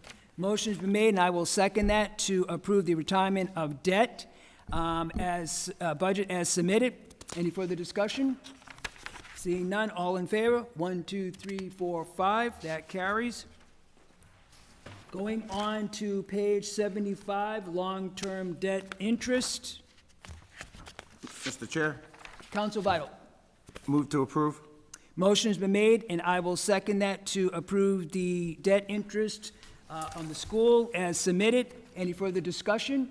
Counsel Orr. In general, we need to build a new school, so I'm sure we can expect this not to be in a decrease mode in the future. Am I correct in that, So Mr. it will Comptroller? Decrease somewhat, your short-term debt will increase as I bring on some of the bonds. You're correct on this one until the new schools for this particular department, you're correct. Thank you. Thank you, Mr. Chair.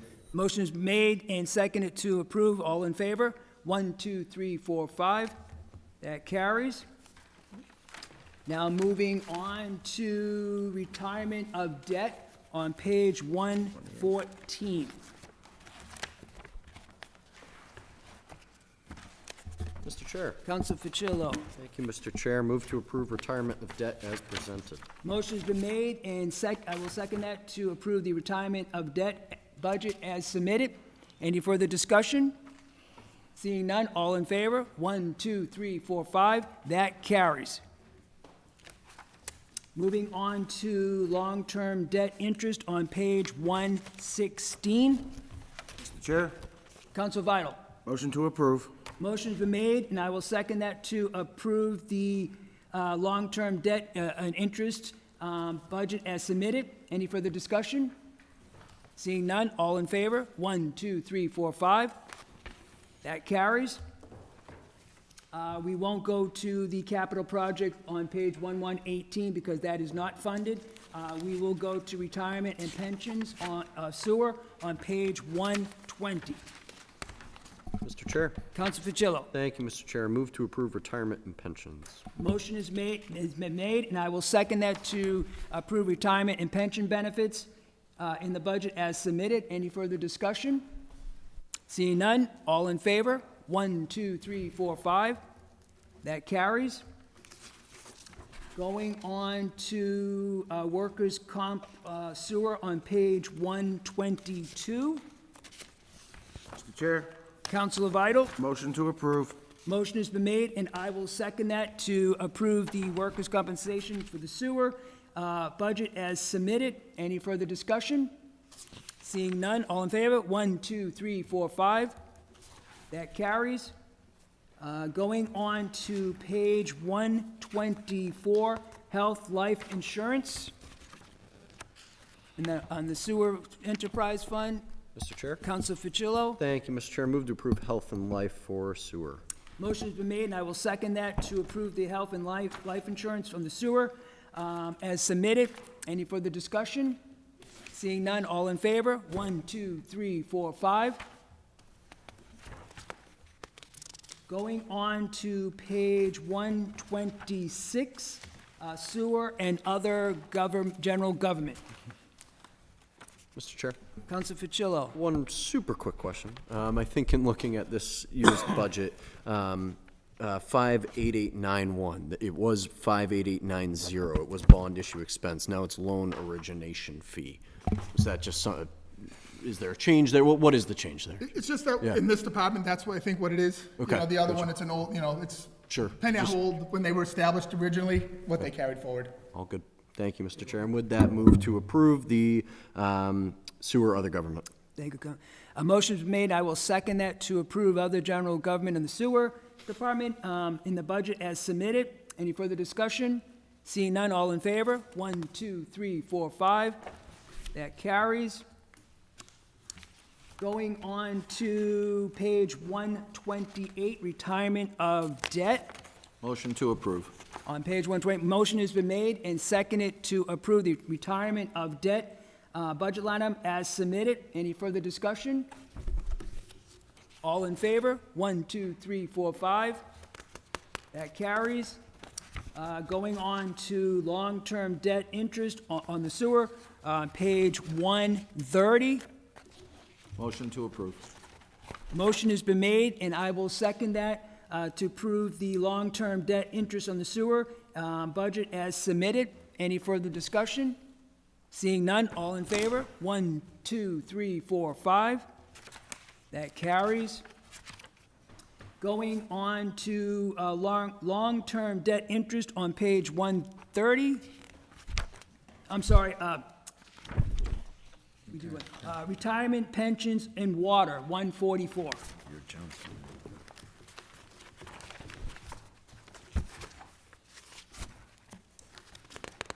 Page 144. Mr. Chair? Counsel Fucillo. Thank you, Mr. Chair. Move to approve retirement and pensions for water as presented. As presented. Motion has been made and seconded to approve the retirement pensions on the water budget as submitted. Any further discussion? Seeing none, all in favor? 1, 2, 3, 4, 5. That carries. Going on to page 146, workers' compensation for the water, and that is on page 146. Mr. Chair, Counsel Vital. motion to approve as presented. Motion has been made, and I will second that to approve the workers' compensation budget line item for the water as submitted. Any further discussion? Seeing none, all in favor? 1, 2, 3, 4, 5. That carries. Next up is on page 148, health life insurance for the water.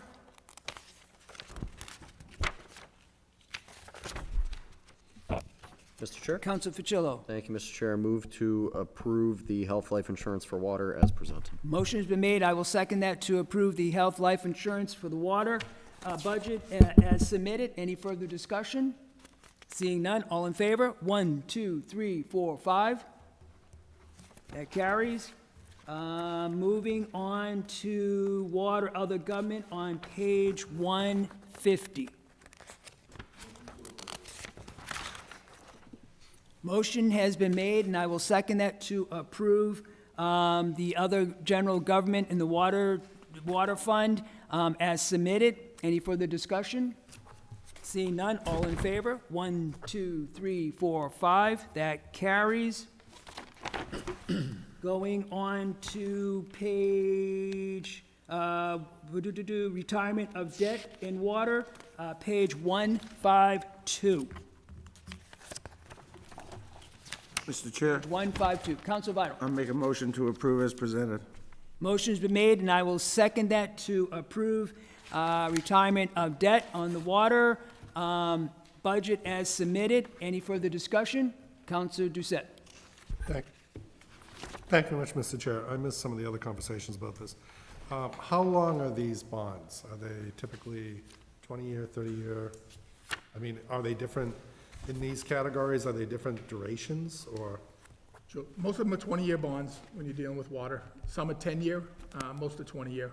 I think we have some of the short ones, we get through MWRA, zero interest. I believe those are 10 years. Okay. MWRA, sorry. Mass Clean Water, how old am I? A little plug? Been doing it a while. A little plug? The leads are 5.